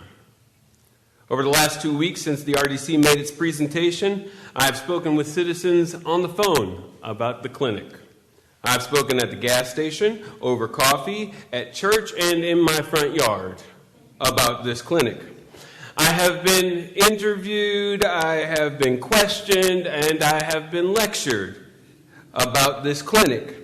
I have heard folks say, "Full steam ahead, press the gas pedal to the floor, don't stop now, baby." Literally, that's a direct quote. I've heard people say, "I've got questions." Deep conversations have been had with others who are cautious about what exactly this thing will look like and what will happen there.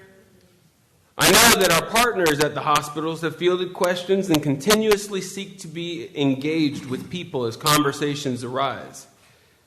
What this says to me is that there is a whole community that is ready to engage in this conversation and to help this clinic take shape so that it is not only of use to us, but to all future generations. Did you hear what I said? The community is engaged. And what that says to me is perhaps the time is now. As shared in the presentation on March 12th, the Redevelopment Commission has a tremendous partner in this endeavor, Carolina East Health System. They have demonstrated to me that they have a compassionate ear to hear the community they serve and a willingness to follow through on their promises. Further, they've shown the integrity to not promise more than they can provide. Carolina East Health System has expertise in healthcare. We know this. To my mind, their expertise in the community's lived experience has the potential to bring barriers to health and wellness crashing down for the people who live in the redevelopment zone. That potential, more than anything else, suggests to me that indeed, now is the time.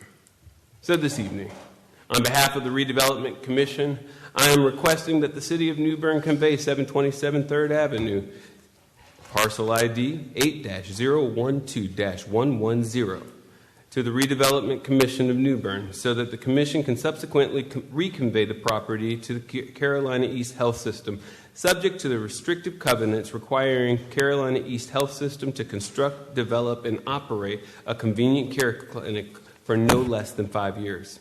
Additionally, the Commission requests the Board of Aldermen approve the above-described conveyance to Carolina East Health Systems and approve the transfer the remaining $313,018.88 that was previously allocated to the Commission for the construction of a health and wellness center. The hospital will take the city's investment and add to their corporate investment to make sure that the building, the development, and the operation of a convenient care clinic is there for the community. As I said last time, this will represent the largest private investment that our redevelopment area has seen since its inception. Ladies and gentlemen of the board, I thank you for the opportunity to be able to make this request this evening, and I would now ask if there's any questions. Before we do that, Attorney, I would like some clarification. So I am a proud member of the Board of Directors for Carolina East Health Systems, understanding that this request is being made from the Redevelopment Commission, which would ultimately end up with Carolina East. When Carolina East Board took this item up, I was recused from that vote because of my involvement with the city, so I'm looking for you for direction on how you would like for me to handle that this evening. Yes, sir, Mr. Mayor. Because of your position with the hospital, it's entirely appropriate just to avoid even the appearance of any conflict of interest for this board to entertain a motion to excuse you from voting. Okay, so before we move further, would the board like to entertain a motion to excuse me, recuse me from voting on this topic? So moved. Second. I have a motion and a second. Any further discussion? I guess I'll vote on this one, right? All those in favor say aye. Aye. Any opposed? Okay, we will move forward. Board have questions? I have a few questions. I guess when in your presentation 2 weeks ago, it talked about Carolina East providing convenient care and wellness services. Can you, I guess, describe, what those entail, and then what was the consideration of not including those in the MOU that we have? Sure.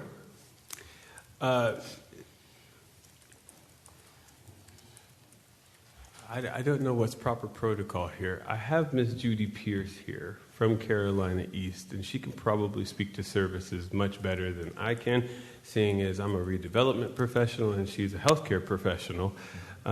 So I can speak to why we made the language in the agreement broad, but it's specifically to the kinds of care and services that Carolina East will give, she may be able to better speak to that. Anyone opposed to a representative speaking? No. Okay. Thank you. Once again, we are birthing a new opportunity to serve our community, specifically the Greater Dufferfield area. With the health care center providing a convenient care, we were looking at opportunities that may present non-emergent. However, if they are emergent, i.e. chest pain, respiratory discomfort, they would then be transferred to our emergency department. All other such things that may occur, we would then be able to provide service to stabilize and provide what might be needed that they would then return home or be transferred to Carolina East. The services we're looking at would be similar to primary care, but once again, the person receiving the care is an emergent situation for them. There's been a change in regard to their present state of feeling or being, so someone would be there to provide that assessment and then initiate what course of action might be needed. And at a primary level, that would be provided, stabilizing and then transferring or referring that person to Creighton County Health Department, Goshen, or any other service they may be receiving. Initially, we do not know, again, the hours of operation. We are in the birthing phase of that, and we want to serve the community and meet the needs. We are looking at providing services beyond the normal range of hours that might be provided for a healthcare clinic. But again, providing the service that would be needed. And because it's the first opportunity of this nature, we are meeting it with open arms to be the net that would be necessary to provide the care and then reform it, if you will, as we move forward to best meet the needs of the community and allow the community to see, again, the needs that we're able to meet as opposed to an emergency room setting where there would be, once again, long hours because of more urgent type of situations that may be presenting. I hope that's helpful. So I mean, that's helpful. So how will this clinic be different from the services provided by the county health department? They will be similar in that the health department, I believe, closes at 5. In this particular area, which we're looking to serve primarily, easier access, for one thing, and then to be able to provide that service ongoing if they're not able to possibly get a ride to the health department or Goshen or some other, or even one of our clinics. Once again, supporting the entities that are already present, but once again, the convenience, thus convenient care that would be made available in that particular area. So you're saying a little more focus on after hours, maybe yes, that and so local access, easy access, if you will, for what appears to be an emergency for the individual. Okay. And then I guess the other two questions would be for Mr. Huff. So looking at the either contract or MOU, whatever we want to call it, all I see that we are doing with Carolina East is requiring them to start building in 6 months, finish building in 1 year, and provide services for 5 years. Normally in MOUs, we also include the services that they would provide.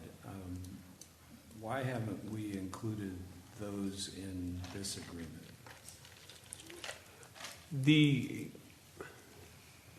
The adaptive nature of this health and wellness clinic rely on community engagement and community input paired with healthcare expertise.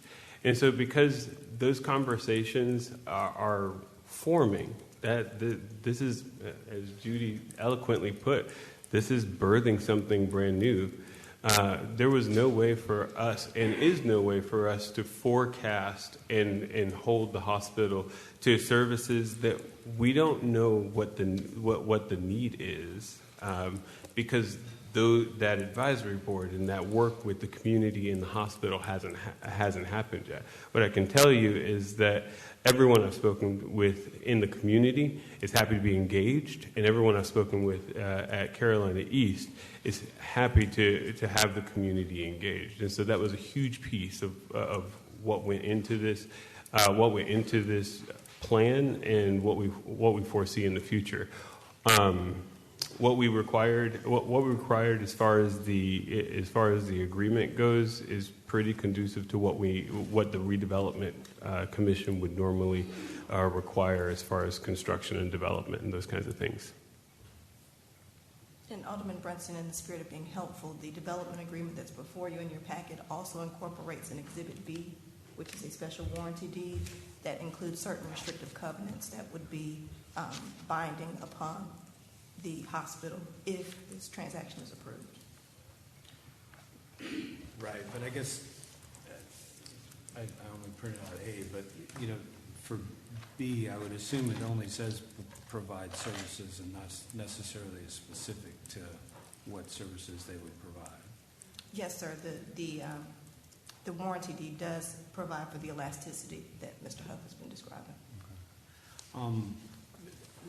Nature of the second question is, what involvement has the county been with this agreement, I guess, and the concern that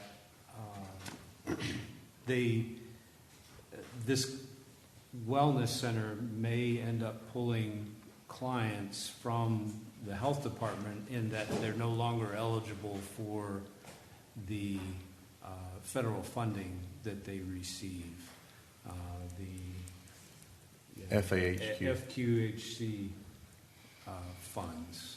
Has the county had any input, any helpfulness, anything to that regard?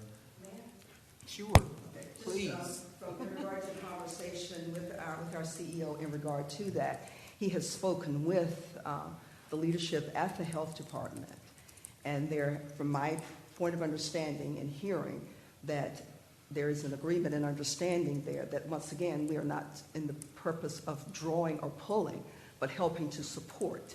We become then a medium, a bridge, if you will, within the community when individuals come to provide services that they need, then to provide the education, the support, again, referring to, returning to wherever the connection has been made within the community, whether the health department, again, Goshen, CCHC, Carolina East, building that bridge and forming, helping them to understand, individuals to understand the importance of owning their health care and building that bridge. We're here to provide the bridge and support whomever the entity may be apart from us. Because ultimately, at the end of the day, 24/7, we are the net as far as helping. I mean, please don't. I feel it. I think my questions are implying that I, am against any of this, but my concern is the services that we're talking about, aren't necessarily minimally delineated in an agreement, and we as a board certainly haven't heard anything from the county health department as far as how these are going to be nested. And so those are the nature of my concerns. Sure. I would also add, and thank you again, Ms. Pierce. Again, she's been invaluable to me in this process. But I would also add that conversations have been happening since as early as 2020 with program coalitions that absolutely include Scott at the health department and ways that they'll be included in a potential health and wellness clinic. So while you all haven't had those conversations have been had for a very long time. And I would just note that one of the reasons that you all haven't had those conversations is because this will ultimately belong to Carolina East, not the city, not the redevelopment commission. It will be the community in where it is established. It will belong to them, and it will belong to Carolina East to operate.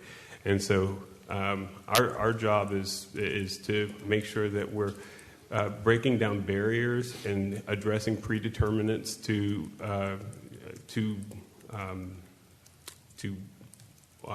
blight and distressed communities. Health and wellness has long been a noted barrier, and tonight we have an opportunity to break through one of those barriers. Alderman Best? Mayor, I see that the board gave him permission to come up and speak. And we have a doctor here from the health department. He was raising his hand to add some light to what Ms. Judy Pierce was speaking on. Is the board opposed to having someone from the health department speak? No. Okay. Dr. Fisher, right? Hi. Dr. Fisher, right? Yeah, my name's Bob Fisher. I'm the medical director of the health department. I've been a physician at Carolina East Medical Center for 25 years. I've served in the emergency department, and I was an inpatient physician for about 20 years after that. And I've been working with the health department for about 12. I took over for Dr. Sidney Barnwell, a great man.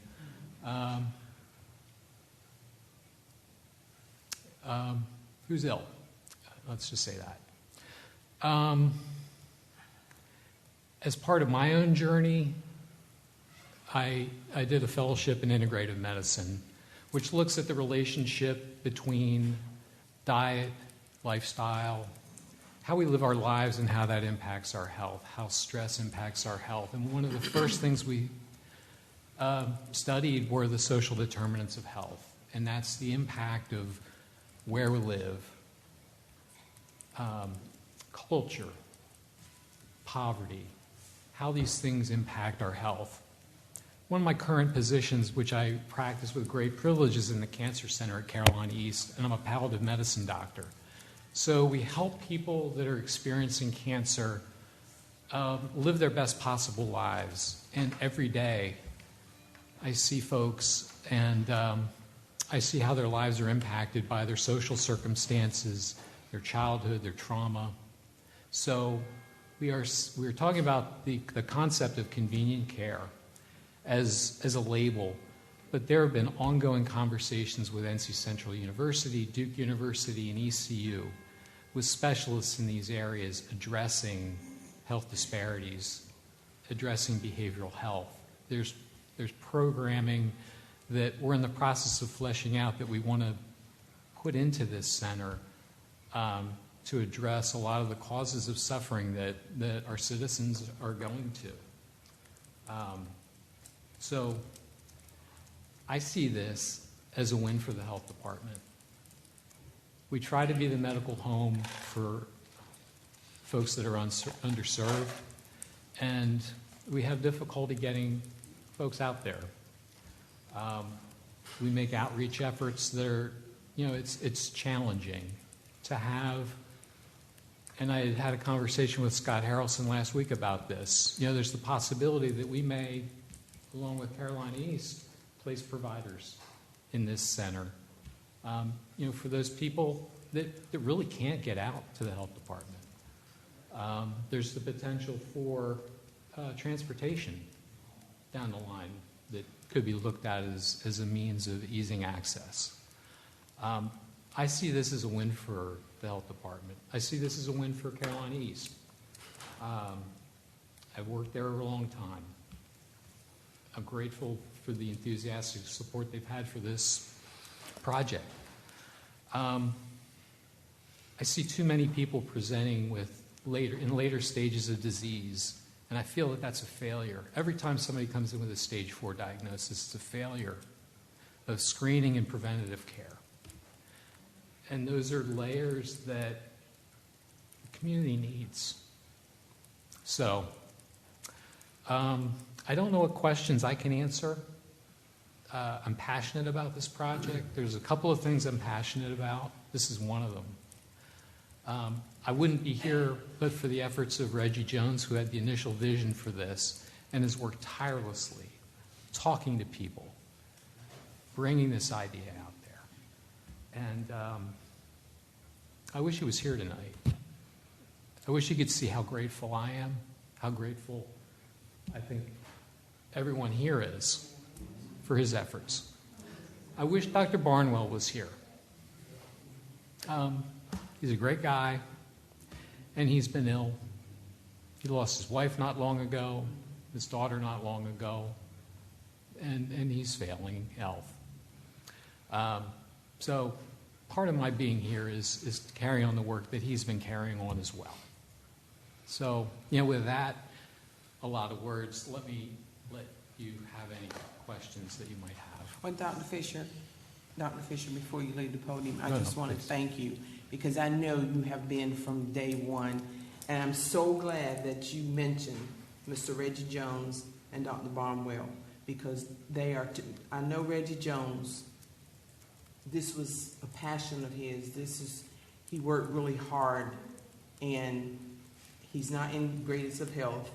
And so is Dr. Barnwell. Thank you for mentioning those two because those are two pillars of our community.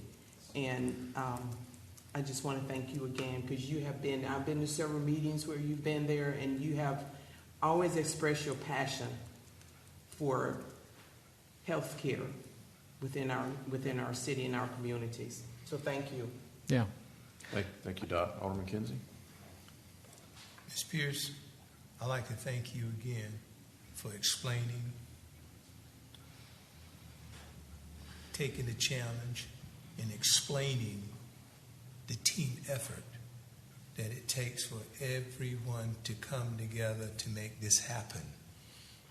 Dr. Fisher, I thank you as well for your time in explaining to the people that it's not just the board to know the ins and the outs and who's going to be served and how long. The thing it is that for us to do is release the property that you can go forward and make things happen as a team, as a unit. And that's what I'm here to see happen tonight, is that the property go where the work can be done. Okay? Thank you. You're welcome. At the end of the day, this is jazz, and we all have an instrument to play.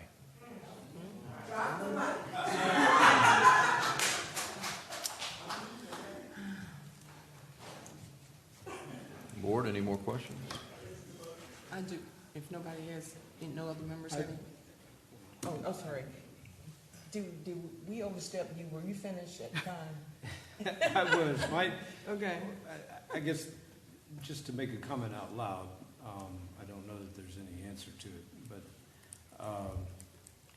my concern is, again, going back to the community health department, and I realize that if we approve this tonight, it's for the redevelopment commission, it's just a property transaction, and that's what it is on paper. I understand that. It is much more for the community and for the redevelopment of the community. But I'm concerned about revisiting the idea later of our coordination, our nesting with the health department and this wellness clinic, and revisiting that after a period of time. That's what I'm concerned about. I can appreciate your concern. I do want to just iterate for the record that for the redevelopment commission, it's not just a transfer of property. You said it correctly on paper. That's what it is.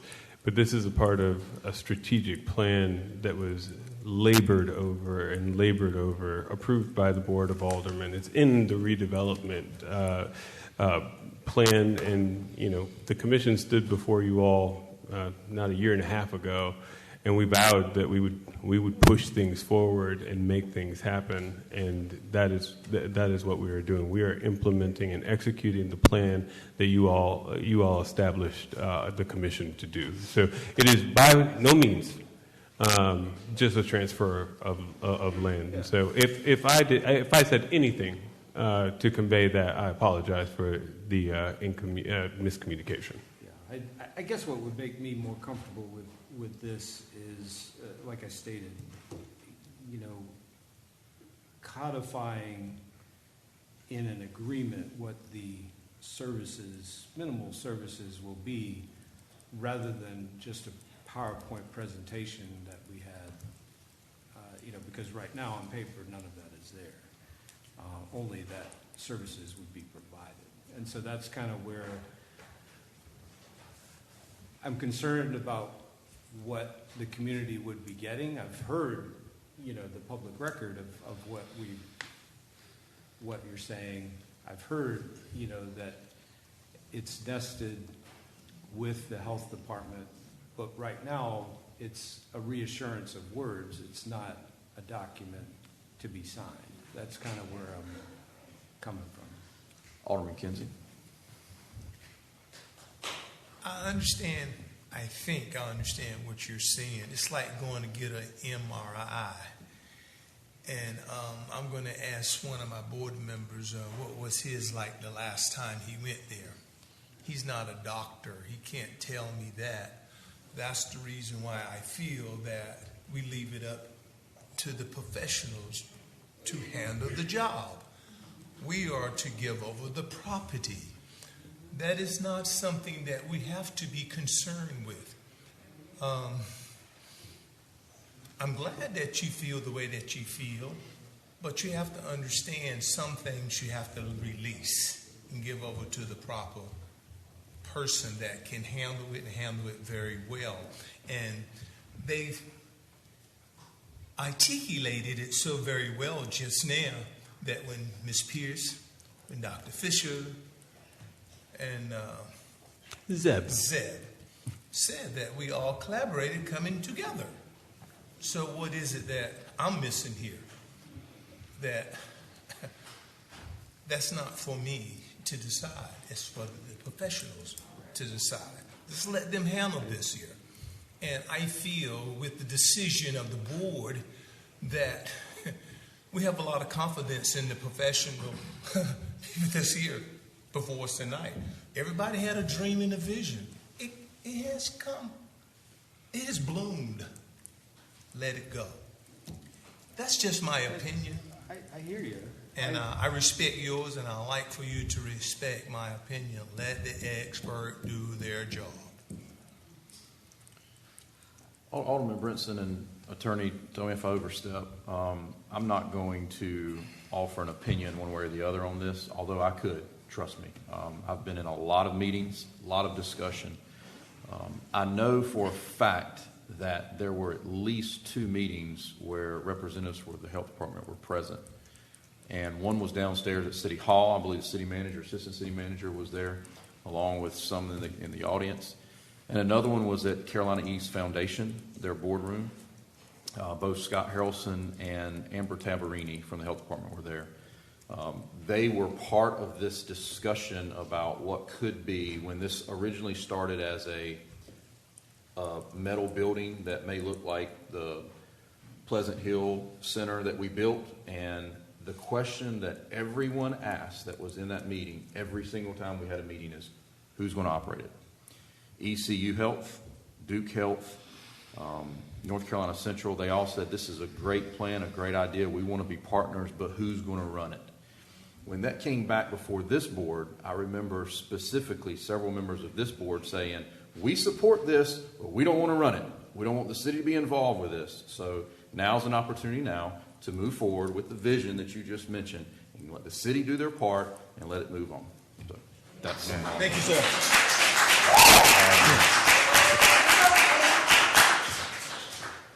I'd like to weigh in also, please. Yes, ma'am. For the last 40 years, I have been in the trenches. I have worked tirelessly in the greater Dufferfield community. I have seen the need, and I'm well aware of the need. I've had multiple opportunities to sit in on meetings. I've spent the last 25 years of my life, a quarter of a century, with a nonprofit community working towards health care, addressing health care disparities, working with organizations, boots on the ground. I am well aware of the needs. I have not yet talked with a person who opposed this convenient care clinic. but I have talked to people who have opposed the location. I think that it would be ridiculous to say that this facility is not necessary. It is extremely necessary. It is extremely needed. We have been challenged as a people with healthcare disparities all of our lives. And now there is a chance for the daybreak. And so I don't believe anyone on this board, that is my perspective, is opposed to the convenient care clinic. I hear what Alderman Brinson is saying, equally so as I hear what Alderman Kinsey is expressing. And correct me if I'm wrong, I believe Alderman Brinson is just simply stating, let us see on paper what is being proposed. I understand what Ms. Pierce said. I understand what Mr. Huff said. I've been in meetings with Mr. Huff. We talked last week. Yes, we did. About the health care. Dr. Fisher, I've been with him almost from the inception, talking about the Circle of Hope. I've been with Mr. Reggie Jones. I've been with the Greater Dufferfield residents in countless meetings at the Omega Center. I was the one that was present there when the citizens was asked, what services would you like to see in your health care facility? I was the recorder. Dr. Fisher was at that meeting. We made note of it. We tracked it. So I've been there. I understand that. I support the convenient care clinic. What I also would like to see, as Alderman Brinson said, to see something documented, something on paper, some presentation. That would be an awesome opportunity, not just for the board, but for the citizens throughout the city. I have been asked at different times countless questions. What services will be provided? I've been as an ex officio member of the Redevelopment Commission by virtue of being Ward 2. I've been in the Redevelopment Commission meetings. I've been in the closed session meetings. So I've been privy to many of the meetings and hearing the conversations there. So I might have some inside information maybe that the other board members may not have, that they have not been privy to, because it was spoken in closed session. Most of the planning until just recently was done in closed session. So I do understand what the questions that he's asking. I do understand the requests that he's making.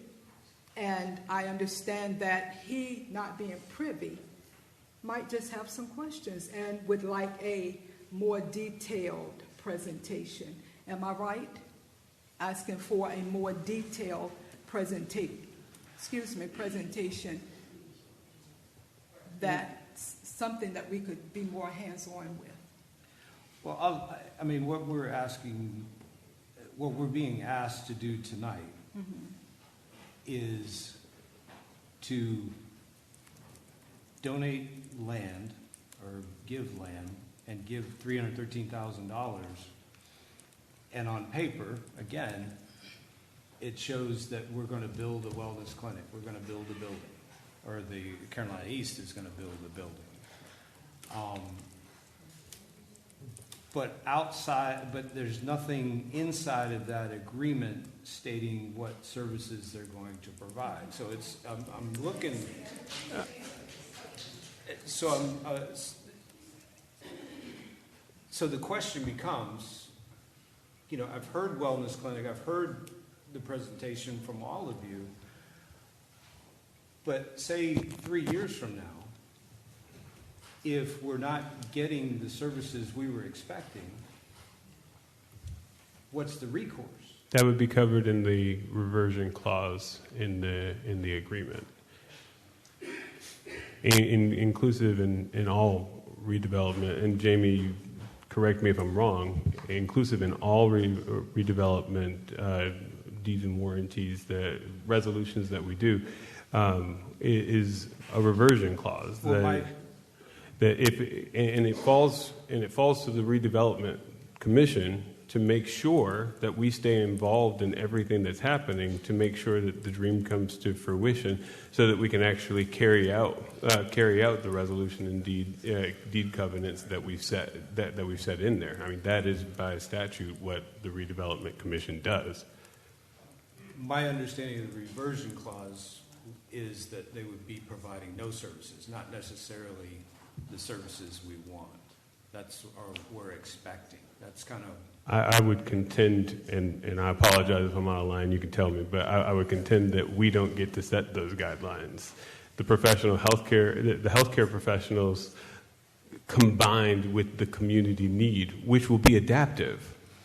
I mean, that's the business model of a community health, of a health center, is adaptive care that actually adapts to the need as it's seen in the community. So us sitting here tonight around a board table saying, well, they're going to do surgery and x-rays and they're going to clean teeth give everyone two teeth cleanings, that's pointless if there's no community need there.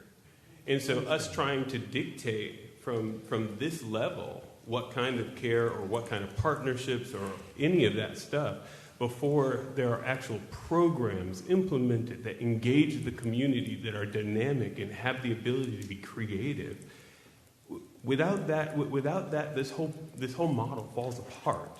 So this isn't a business agreement. This is a community covenant, a sacred community covenant that says to the rich heritage and lived experience of a community that has, to your point, Alderman Royal, lived far too long with this healthcare disparity, is going to partner with a healthcare provider that is expert in doing this work. And they are going to create together something that is so unique and so different that you and I can't sit here and fathom what it will be. I'm sorry. I apologize. There's been a lot of work that goes behind this. We have left no stone unturned, respectfully. Alderman Astor. First thing I want to do is I'm going to say I'm 100% for this and I will vote for it, okay? The second thing I want to say is I heard the lady speak about if someone walked into this clinic with chest pains, they were going to treat and call for transport. If they're going to do that type of care, I'm sure all the other stuff is going to be a piece of cake for them. So I'm 100% in favor of it, and in fact, I want to compliment the Redevelopment Commission. We're finally seeing some good things coming out of this Redevelopment Commission. I want to thank you as their leader. I want to thank all the commissioners. I especially want to thank the hospital. And I'll say this, if the hospital doesn't do it, who will? I mean, who's going to do it? It's the perfect solution to our problem as who's going to run it. It's the perfect solution, and I'm ready to call for the question. Everyone had an opportunity to question. Huh? You have to have a motion to call a question. Anybody had an opportunity to ask? Alderman Prill? I think my question is probably directed to the city attorney. Would it be appropriate in the document that outlines the covenants and restrictions to add a provision in there that within a specified time period, and I don't know what that time period is, that we are to be provided with a more detailed description of services that will be provided at the clinic if it gets approved, and that follow-up reports on a periodic basis, and I don't know whether we're talking every 6 months or every 12 months, that the city will receive reports that outline the services that have been provided and maybe any additional services that might be engaged by the clinic. And I don't know whether that addresses the concerns expressed by Alderman Brinson and Alderman Royal, and whether it even be appropriate within that document. That's a very good question, Alderman Krill. I will say that you can certainly make the request. I think the challenge that's been articulated here tonight is that this is an adaptive and evolving concept. I think Carolina East representatives have stated tonight that primary care services are at the top of the list, but that may change and adapt over time as the clinic is responsive to the needs of the community. So I think it would be very difficult at this stage to pin them down to a specific menu of services, because in 6 months or whatever time period, that menu could change. As far as ongoing reports of clinic operations and successes by whatever metric you measure it, I'm sure that that is a request that the Redevelopment Commission could make of Carolina East. Certainly, there are a bevy of healthcare laws that will apply to this clinic. So because I'm not a healthcare lawyer, I'm not sure to what extent Carolina East would be available or legally permitted to share certain information and comply with any related or relevant healthcare laws. Hold on. I got 3 people talking to me. Alderman Kinsey raised his hand first. I don't understand. We're giving them a piece of property. We want to know everything that they're doing. They are the experts. Let them do their job. Amen. That's what I'm getting lost in the weeds here now. Okay, we are giving them a piece of property. Let them do their job. We don't need to know anything what they're doing, why they're doing it, and how long they're doing it. It's none of our business. You have laws in place to govern that. Let that take place. Please, give them the courtesy. We're like we need watchdog. We're not a watchdog. I'm not interested in that information. They won't even be on the board, waiting to see what's going to happen. Think about it. We get Alderman Royal, then I get Alderman Brinson. I want to add just one final note to this. 3rd Avenue is Ward 2. Ward 2 is my ward. I have had the opportunity to speak to the residents, of course, at Indigo, and to other residents on 3rd Avenue. And of course, their position is probably what mine would be if that facility was going to be built in my yard. You probably, everybody probably in here would respond with the same response. And I've had the opportunity to talk with them. One of the things that I heard several times in the Redevelopment Commission meetings was that there would be opportunities for public engagement. And I know that those opportunities have been presented through the Dufferfield Residents Council. In talking with my constituents on 3rd Avenue, they had never heard of the Dufferfield Residents Council. Whoever, I'm not blaming anyone.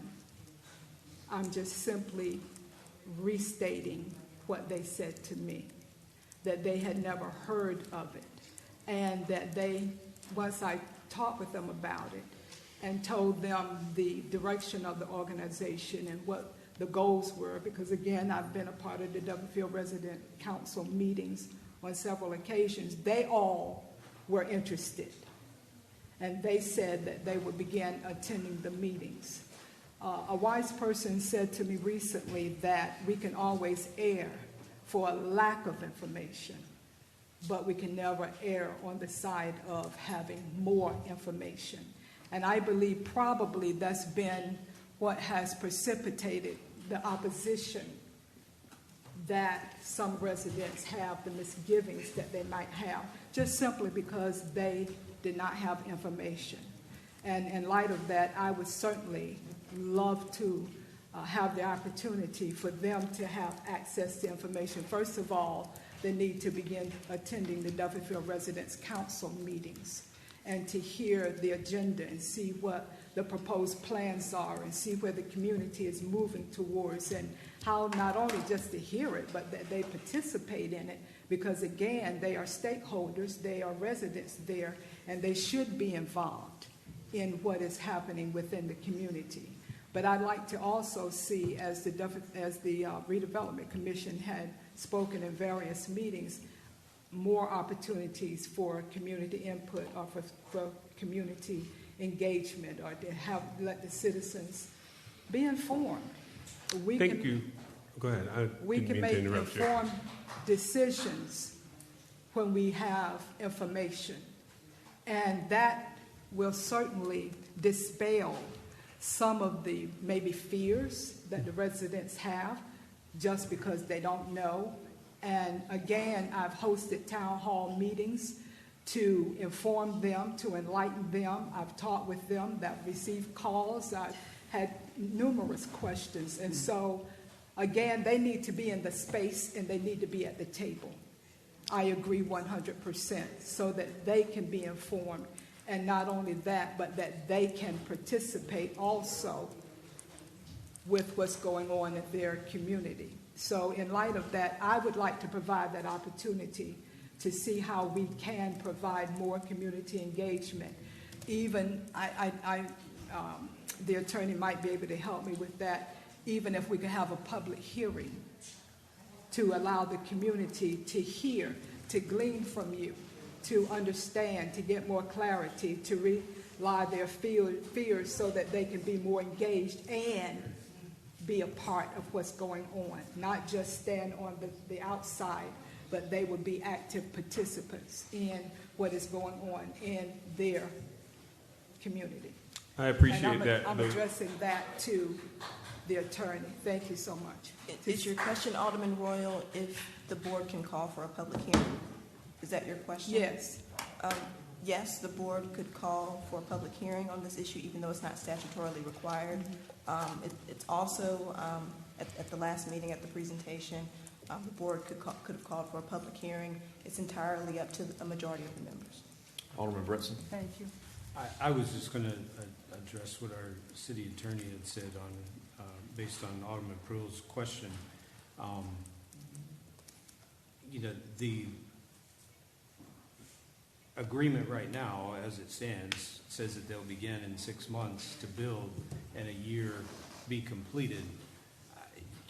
I think it's within reason to have them come back 6 months to a year to this board and offer, here's the services we're going to provide, here's what we're thinking, because you don't build a building without knowing what you're going to use it for, the design and whatnot. So I was wanting to address what the attorney said, that I wasn't asking for something 2 weeks from now.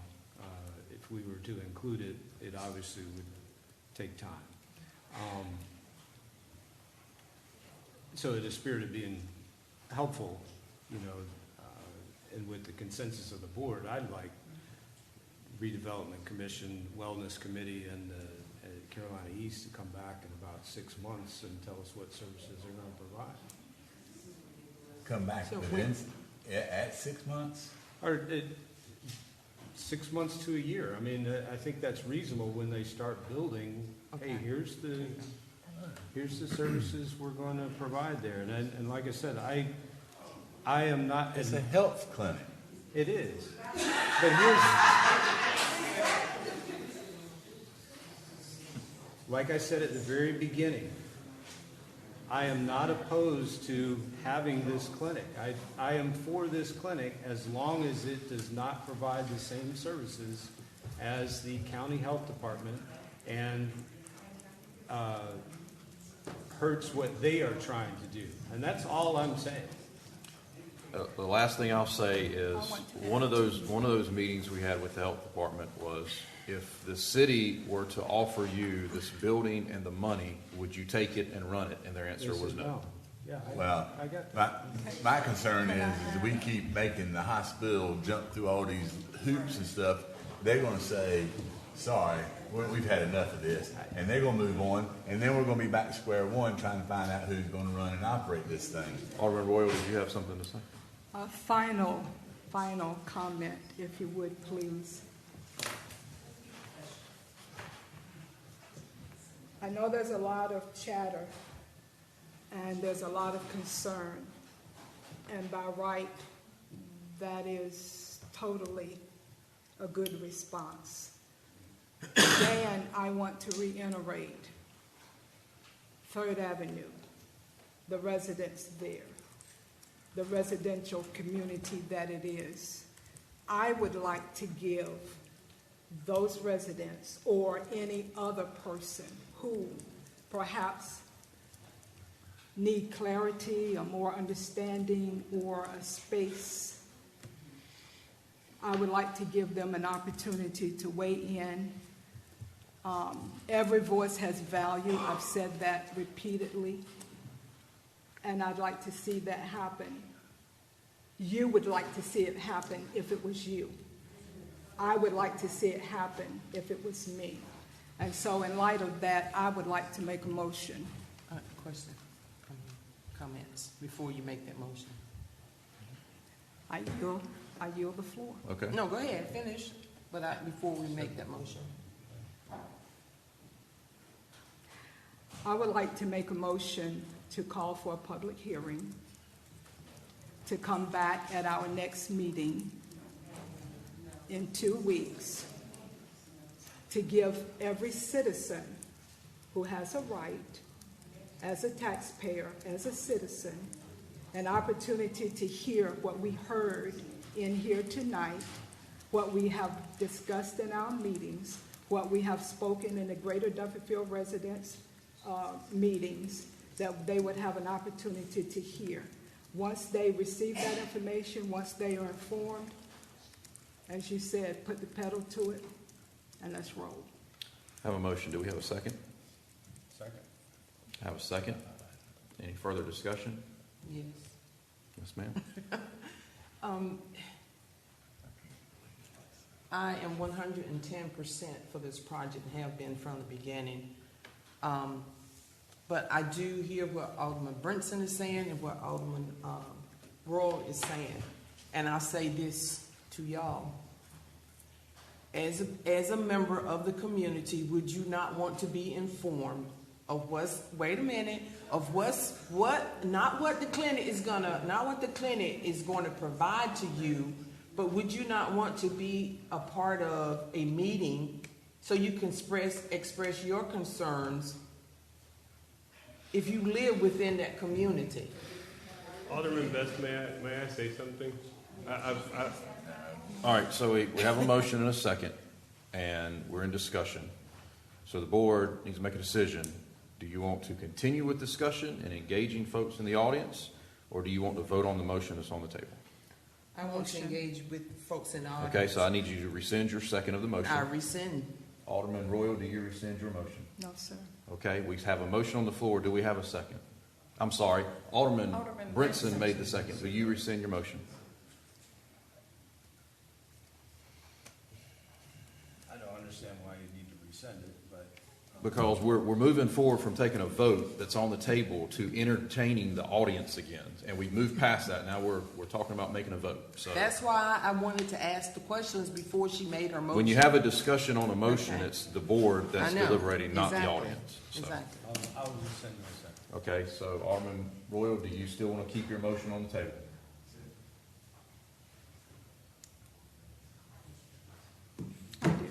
Okay, so we have a motion. Do we have a second to her motion?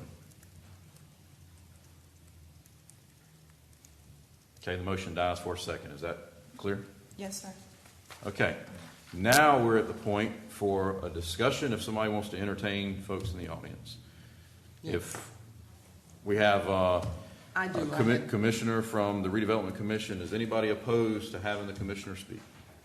No. Say it now, keep the peace. Floor is Julius yours. Parham. I'm a member of the board, Redevelopment Commission. I just have one quick statement, and then I'll get out of here. I know you want some input from your citizens. I know your neighborhoods. But in the past month, 2 months, you have held meetings with your residents, but sometimes the board of the Redevelopment Commission has not been invited to the meeting. So there were opportunities for us to share, but we weren't invited. So it's not like we were trying to hide something. It's just that some information that was out there might not have been all the information, but now we're at a point where we can get somewhere, but the opportunities for us to share prior to this point, we had it, but we weren't invited to the meetings. There was one meeting held, and I think Ms. Pierce was invited. We didn't know, we found out, so we came to the meeting, but we weren't invited. So there are times that information could have been presented, but we just wasn't invited. Thank you. Now, what meeting was that, sir? There was a meeting that Ms. Pierce came to? There was a meeting at Cedar Street Gym. I think Zeb was called to come by Ms. Pierce. Exactly. Right, Ms. Pierce. She was invited to me, but we weren't invited to the meeting. Yeah. There was I know what I'm saying, but that was information there was no time. invitation sent out to anyone. Well, it was just put on Ms. Facebook. Pierce was given the invitation. Well, but I the don't discussion know came up about the Wellness Center, but we no, weren't it there. did not. The whole meeting was about the No, Wellness it was Center. not. That is not true. Okay. Okay, all right, hold on. We allowed one person to speak. If we're going to allow the audience to speak, then we need to make a motion to do so. Mayor, may I say something? Yes, ma'am. I just wanted to get the consensus of you all that's here tonight about wouldn't you want to be a part of the meetings to know what was going on. Now, Mr. Parham has just informed me that there have been meetings.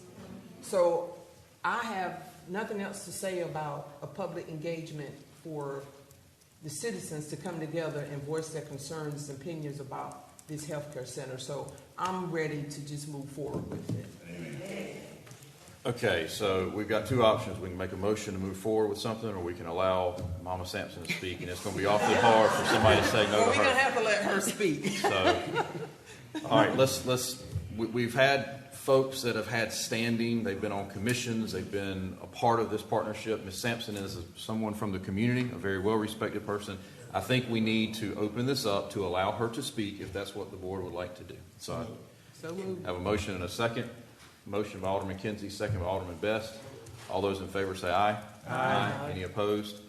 Ms. Sampson, go right ahead. Praise the Lord. Praise the Lord. Amen. My name is Ethel Sampson.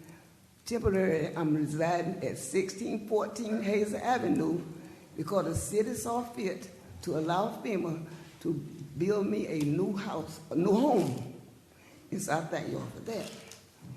But what I'm trying to say, I'm older than everybody in here. And I've been coming to the Board of Alderman meetings, they used to call it the council. And when I didn't come to the meeting, I heard it on television. And that's in next month, if I live, it'll be 70 years. And I could bet anybody, I have missed, in all these 70 years, I have not missed hearing or attending 30 meetings in all these 70 years. And I know how everything goes on in New Bern with the board. I know about that. I want to take you all to school just a few minutes. When Barbara Lee was a little girl, we had something called the Concerned Citizens. And Barbara Lee and Popeye and Bernard White and all those, and we were the adults. A few of us, ma'am and everybody. But let me tell you, we did our homework. And when I had a bullhound, I still got a new one. You go around, let these people know what's happening. They don't want to come. We had a lot of meetings. So now it'd be 2 or 3 people. I am serious. But let me tell you this. If it wasn't for a past, it wouldn't be no present. If it wasn't for a present, it wouldn't be no future. And we do not need to look a gift horse in the mouth. Because you know what? You said you excused yourself, but you said some real good things tonight. Boy, you're a man of my own heart. You know, when a person, look, this is not a black issue, white, yellow, or red. It's a people's issue. Amen. And we got to stop being concerned about what's good for the people. I'm telling you right now, I know, because I've been in the world a long time. And what our people say, most of them, they always say they're going to do what they do in a way. We try to stop it, but it doesn't happen all the time like this. But let me tell you something. I remember 3rd Avenue, 1st, 2nd, and 3rd Avenue was some of the most influential places in New Bern. And I know for a fact, because I would live during the time, Dufferfield was one of the most influential places it was. We had barber shops, we had lawyers. I know lawyers, we had a whole lot of teachers, and we had real estate office right there on Main Street. And I mean, we had some of everything, stores and cafes, and everything was going good. I tell you one thing, we had a lot of piccolos. Yeah. But everybody was nice to each other. And when you got something going that's good, and let me tell you, I had a lot of dealings with the hospital, a whole lot of things I've been involved in. And the hospital always helped us out. In Dufferfield, they always provided, even, all the time, I know for a fact, because I was a recipient. But let me tell you, during the segregated days, I was on boards with white people. They didn't, for the people concerned me with people. And I've been on a whole lot of boards. And I'm still on the courthouse board, and the jail board, still on it. And the hospital, the people, and we had that one white rest home up there where the hospital is now. Mammy and I used to go to see the white people, and they were glad to see the black people, because nobody else came to see them. And I tell you right now, if we have something that's good to help the people, why are we going to stop this? Why are we not going to be glad? When I hear these people speaking about good things, about what need to be done, don't look a gift horse in the mouth, and God bless y'all. Thank you.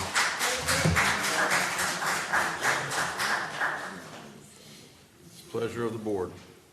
Mr. Dillahunt is standing there. Yeah. Yes. Mr. Dillahunt, anyone opposed?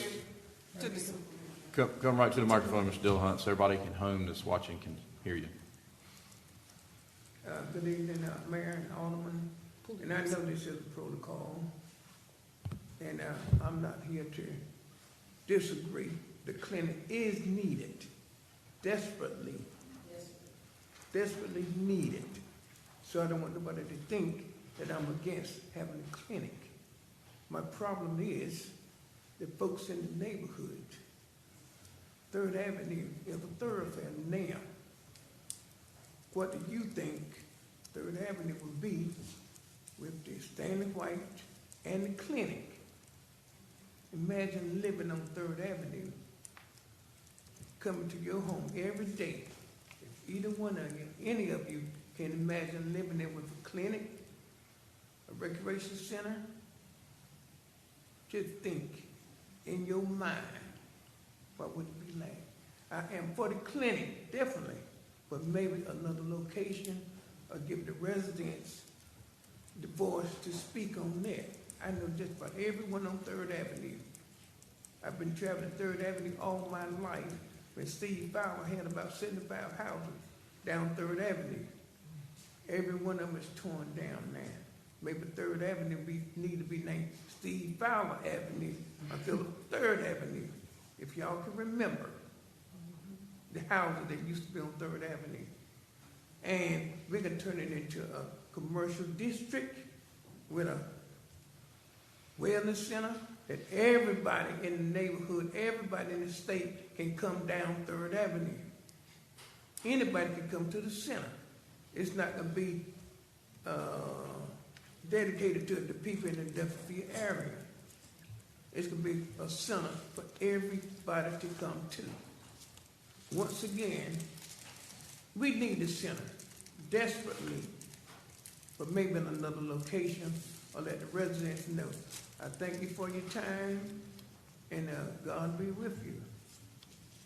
Thank you, Mr. Jimmy. Thank you. Miss Alderman Barbara Lee, she's not a member of Redevelopment Commission, so I would like to have a motion and a second to allow her to speak. So moved. Second. Have a motion and a I'm second. one of the All those in, organizers hold on of just a minute. All those in favor say aye. Aye. Any opposed? The floor is yours, ma'am. Okay, I'm sorry, I don't have very much to say. I just recall that the Redevelopment Commission was given the responsibility of making a difference in the lives of people in this community. I think the idea of a clinic, I remember when we were trying to put the Stanley White Recreation Center where it is now. It looks good, right, guys? Everybody who had so much to say about where it should be and why it should not be. You got that center and it's coming up, thank God. I have worked in Duffyfield and all of the communities in the city of New Bern for a whole lot of time. And I know people everywhere. And I know their needs. I know, I'm not guessing. I know the need is there. And I'm glad to know that you guys are willing to do that. All we want from you in the city is a building and some land and some money. So you use that for everything. I appreciate it tonight. If now you've talked about some of everything, you've found out some things, anything else that you need to know, we could get the information to you. But right now we'd like to have that building and we'd like to have that money so we can get started and stop dragging our feet like we try to do with Stanley White. Thank you very much.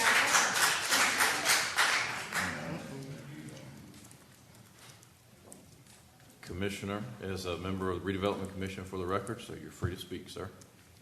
Thank you, Mr. Mayor, Alderman, and all other employees of the city. My name is Leander Morgan Jr., and I am a member of the Redevelopment Commission and have been since its inception. There have been some great people and some good people who are volunteers that work on the commission, that are the commissioners. We have put forth a great deal of effort and a great deal of work and time and forethought into what is going on in the redevelopment area. That area has been famous because it's blighted. It has become popular because it's blighted. And we did not start getting the attention that we deserved until we had to assume the stigma of being blighted. Where we're now coming out of being blighted and we're just trying to make it a budding system. We're trying to make it a budding community once again. We're trying to make it flourish. And you have charged us, you have given us a charge to make sure that we not only follow health, wellness, but housing. And there have been times that we have been stagnant. But now we are making great strides. And we don't need to be stopped now. We don't need to be stifled now. You all have seen a difference. The past board supported us. This board has supported us. We're just asking you to continue to support our efforts and know that we're there because we want to be there, not because we're being paid, not because we're trying to get our names in the paper. We're trying to make a difference, and we want to see something north of Broad Street to be viable once again in health, with wellness, with emotional health, physical health, because COVID and things hit different north of Broad Street than they hit anywhere else in the city. And the landscape of the redevelopment area in Duffyfield changes along with the climate. We need to take back possession of what we have possession over, and we can make Duffyfield great again and make the Redevelopment Commission flourish. But it starts now. We have to have this, and I do admonish this board to please vote yes.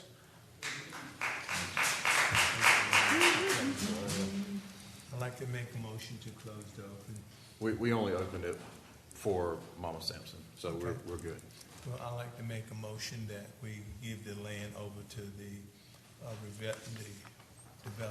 redevelopment commission to give over to the hospital. Alderman Kinsey, just point of clarification. I think what you want to do is to approve the resolution that's in front of us, which is a transfer of the property and the funding. Is that correct? That is correct, sir. Second. Okay, we have a motion and a second. Any further discussion? I'll just make one last statement and I'll be quiet. My biggest concern, again, is duplicating services from the county health department. I've gotten reassurances from the county health department and from Carolina East that it does not. And so that's why I will vote the way I vote. Okay, any further discussion? Okay, let's have a roll call starting with Alderman Kinsey. Alderman Kinsey, Yes. Alderman Best, Yes. Alderman Brinson, Yes? Alderman Creel, Yes. Alderman Royal, Yes. Alderman Astor. Yes. Motion passes. Thank you.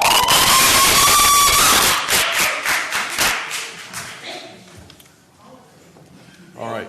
I'm sure we're going to have another exit, but we're all ready to go, so we're going to keep moving on with business if that's good with everyone. Okay, next up, item number 15, consider adopting a budget ordinance amendment for FY 23-24. Ms. Ostrom. At the meeting on at the March 12th meeting, Board of Aldermen meeting, a resolution was adopted for the extension of the Omega Center license agreement in the amount of $25,971 for an 11-month term expiring January 31st, 2020. Excuse me, Kim, if you would just hold on a second. Yeah. We're going to let everybody exit so we can hear what's going on.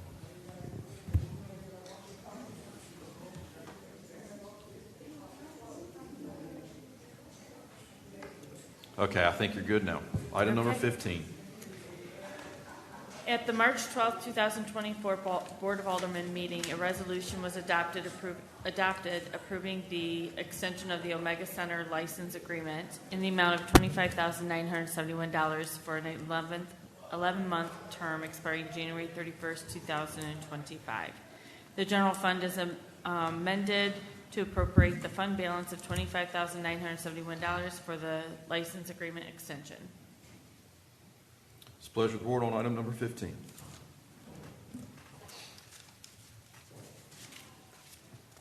There's no discussion. I'll make a motion to adopt a budget ordinance amendment for fiscal year 23-24. Second. Have a motion and a second. Any further discussion? Hearing none, let's have a roll call starting with Alderman Best. Alderman Best. Yes. Alderman Brinson. Yes. Alderman Creel. Yes. Alderman Royal. Yes. Alderman Astor. Yes. Alderman Kinsey. Yes.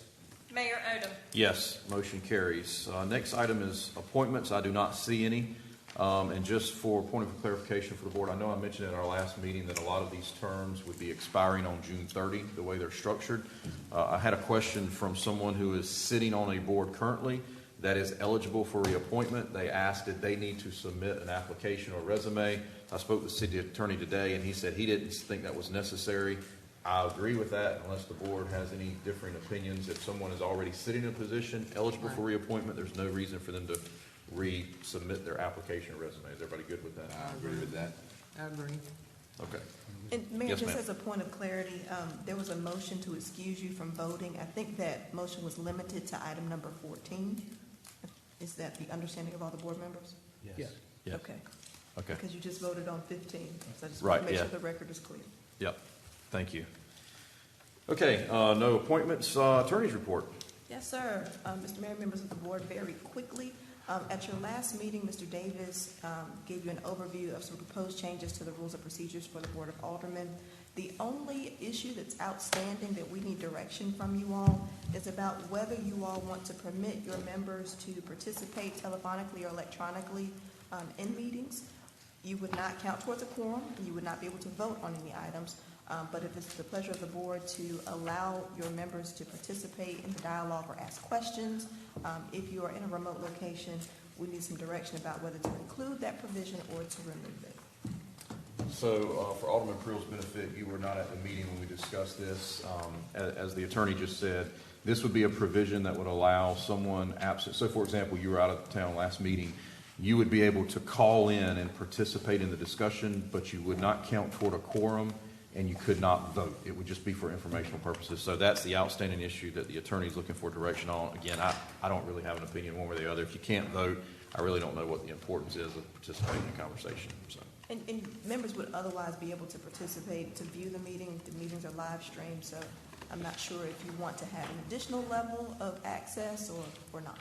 My vote would be not to allow that. Does anybody feel differently? I agree. Well, I do. Okay. Because I'm just going to say, we have a meeting, but an emergency comes up with me and I can't attend that meeting. And I do have the opportunity to come in by phone. That's my only reservation that I have with it. Okay. But normally, if it's just where you're out of town or you're on vacation or whatever, and you can't make a meeting, then I just have a problem with an emergency coming up with, I just say myself, come up with me and I can't attend a meeting. Okay. Any thoughts on this side? I have a question. Again, is there a statute ordinance policy that precludes the alderman from voting? There was some authority statutorily to allow remote participation during states of emergency.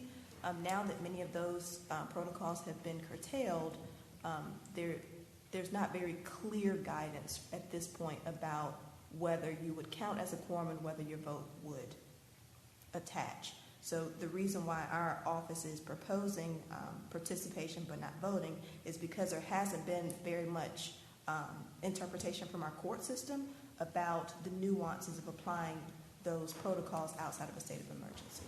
So you are saying there is no policy statute, none of that says an alderman cannot vote. I'm trying to recall, did Attorney Davis say that it has become obsolete somewhat with some of the boards, or it's not practiced? But again, my question is specifically, there is not a policy statute that says an alderman cannot vote. My response to that question is there's not a lot of case law that tells us how to apply the rules in this area. That's the best answer I have right now. So there's not. So then that would be left up to the board? I'm just trying to... I was going to say, having sat through a lot of county meetings, they allow the person calling in remotely to vote. They just require every vote to be a roll call vote. Is that after the state of emergency has expired? Yeah, they did it last week. Yeah.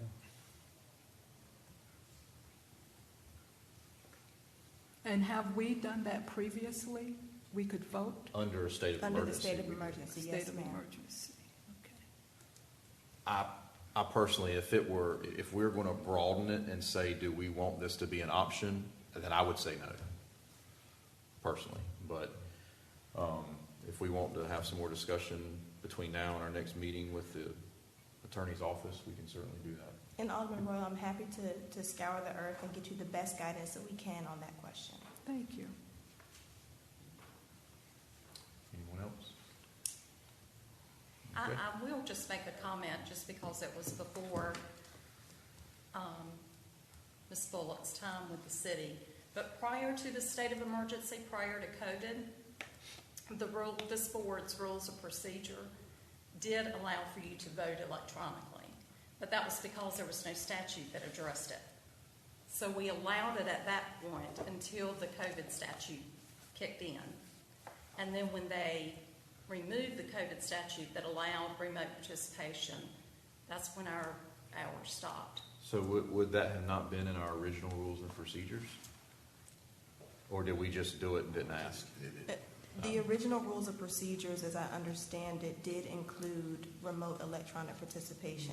But again, that is before the COVID statutes were adopted that limited remote participation to states of emergency. Okay. All right, probably the best thing to do is let Attorney Davis do a little additional research and come back with us with a clear option. So what I would actually recommend is, because we keep prolonging this, is to have two versions in our next agenda package, option A, option B, which would allow whichever, and then that way we can make a decision in our next meeting instead of kicking it again. So, Yes, everybody sir. good with that? Yes. Yes. Okay. Anything else? All right, City Manager's report.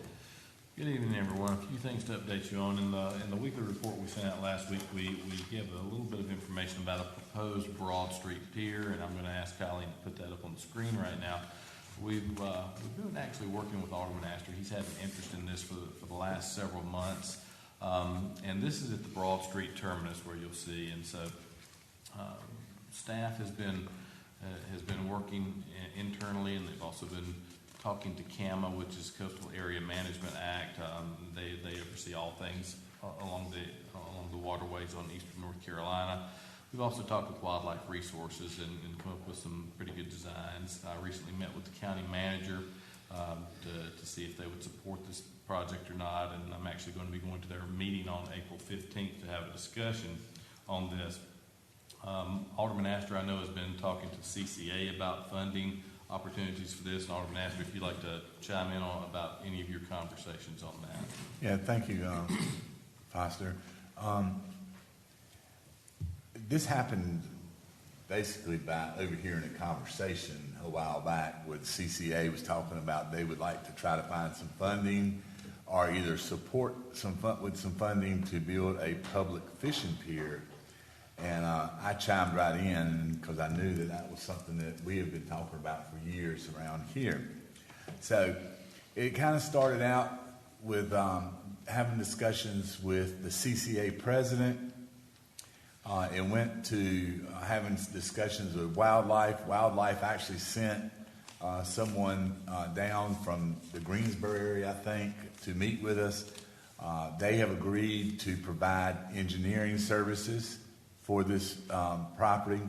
They've also said they might be able to come up with a little funding. But the big funding is hopefully we're going to be able to confirm this week. There's a group with the CCA that's meeting with another group that has possibility for some funding. That meeting is taking place in Costa Rica. It's actually supposed to be tomorrow, and I'm hoping Thursday or Friday we will hear whether or not that this group will be able to fund this project to the tune of about $230,000. In addition to that, I have $117,000 of my ARP money that was left over from the the small homes that we built on Walt Bellamy, that I would like for this board to approve that money to go into a capital fund towards the construction of this fishing pier. We're looking at this fishing pier being 225 feet long with some T's on the end of it. Step out probably close to 50 feet or so. There's been 100 different designs on the drawing board. And I think the one that you're actually looking at now is probably the best design if we can get the variance from the county. We should know something about that real soon. Really, that's the report. I'm open for any questions if anybody has any. We have looked for funding in several different places. Everybody's kind of, on hold right now with it. I mean, we've actually talked to, if any of you are familiar with fishing equipment, St. Croix rods, Daiwa, Shimano. We've had conversations with these people about helping to contribute. But if the CCA group comes through tomorrow, we won't need additional funding for the pier. We'll have enough to build it and pay for it in full. The pier will be hog slat. The engineer gave us, CAMA gave us the dimensions of the pier, how far out we could go. Things that Carrie has just done wonders in getting information together. I think it's wonderful that North Carolina Wildlife is actually said they would help apply for our CAMA permits, and will also support the engineering services. I would like to take that $117,000 that was with the small homes project and put it into a capital fund project to continue, so we can continue with this pier. Is that a motion? Do I need a motion or just a suggestion? Yeah, probably so, yeah. I'd like to make it a motion then. Second. Okay, I have a motion and a second. Any further discussion?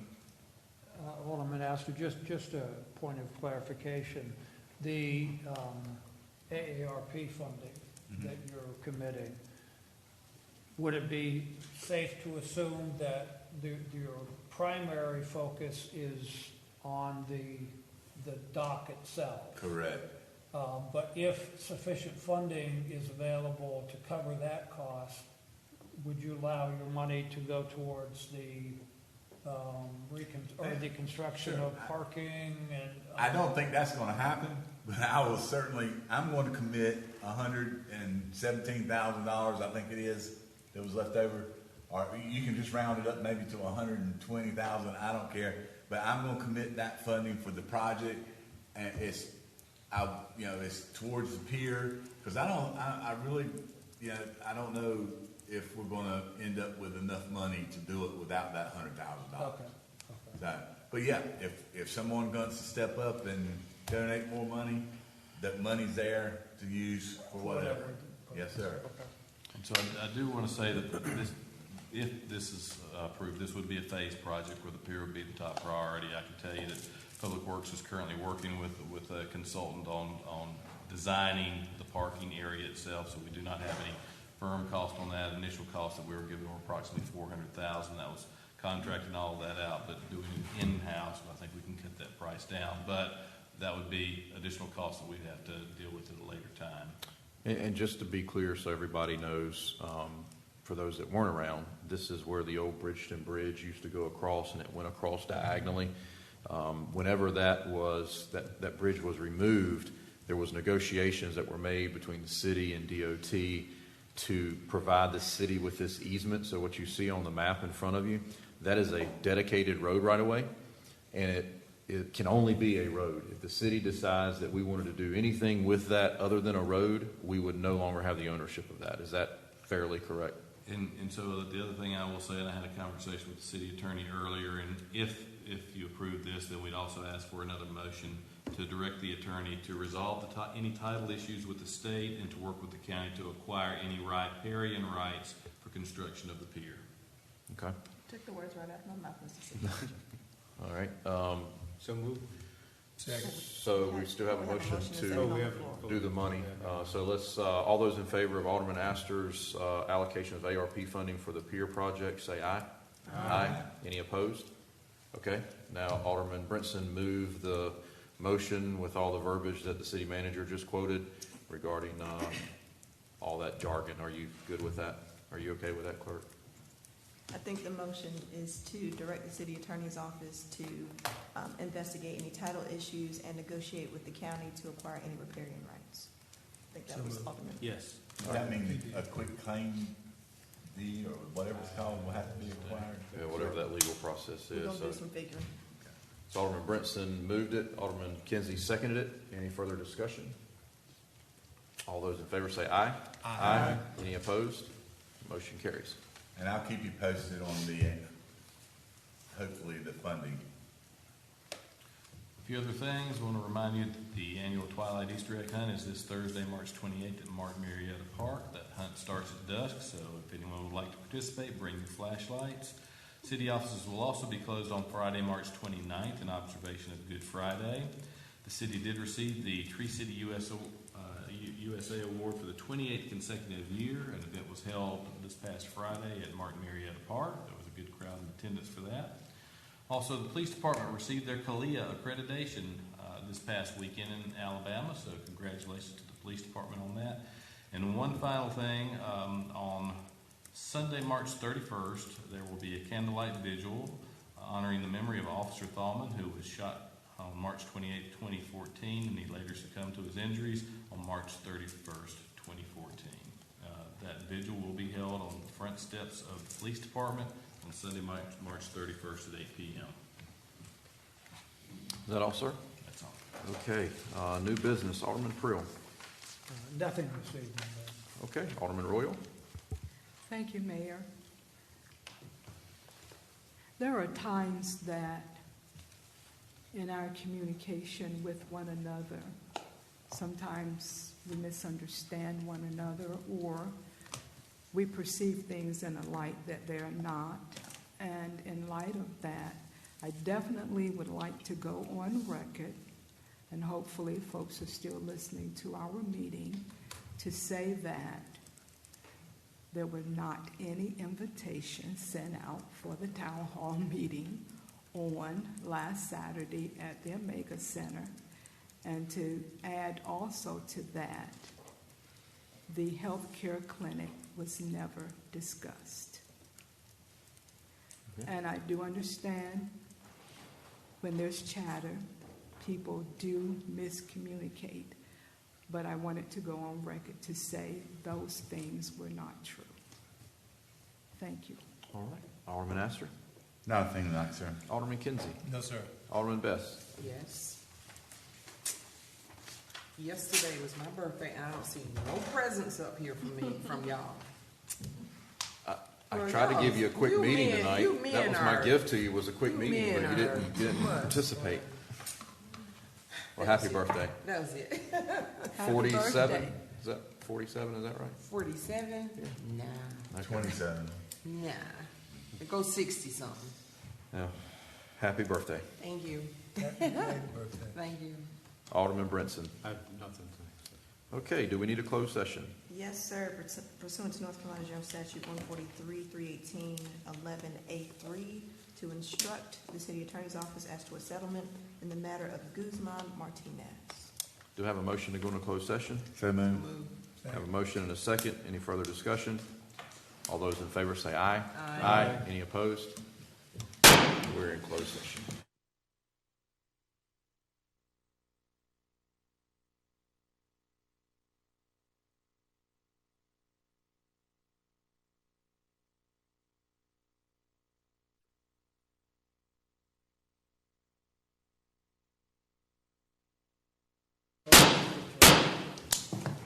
We're back in open session. Is there any further business to come before the Board of Aldermen this evening? Motion to adjourn. We have a motion to adjourn. Do we have a second? Second. Second. Any further discussion?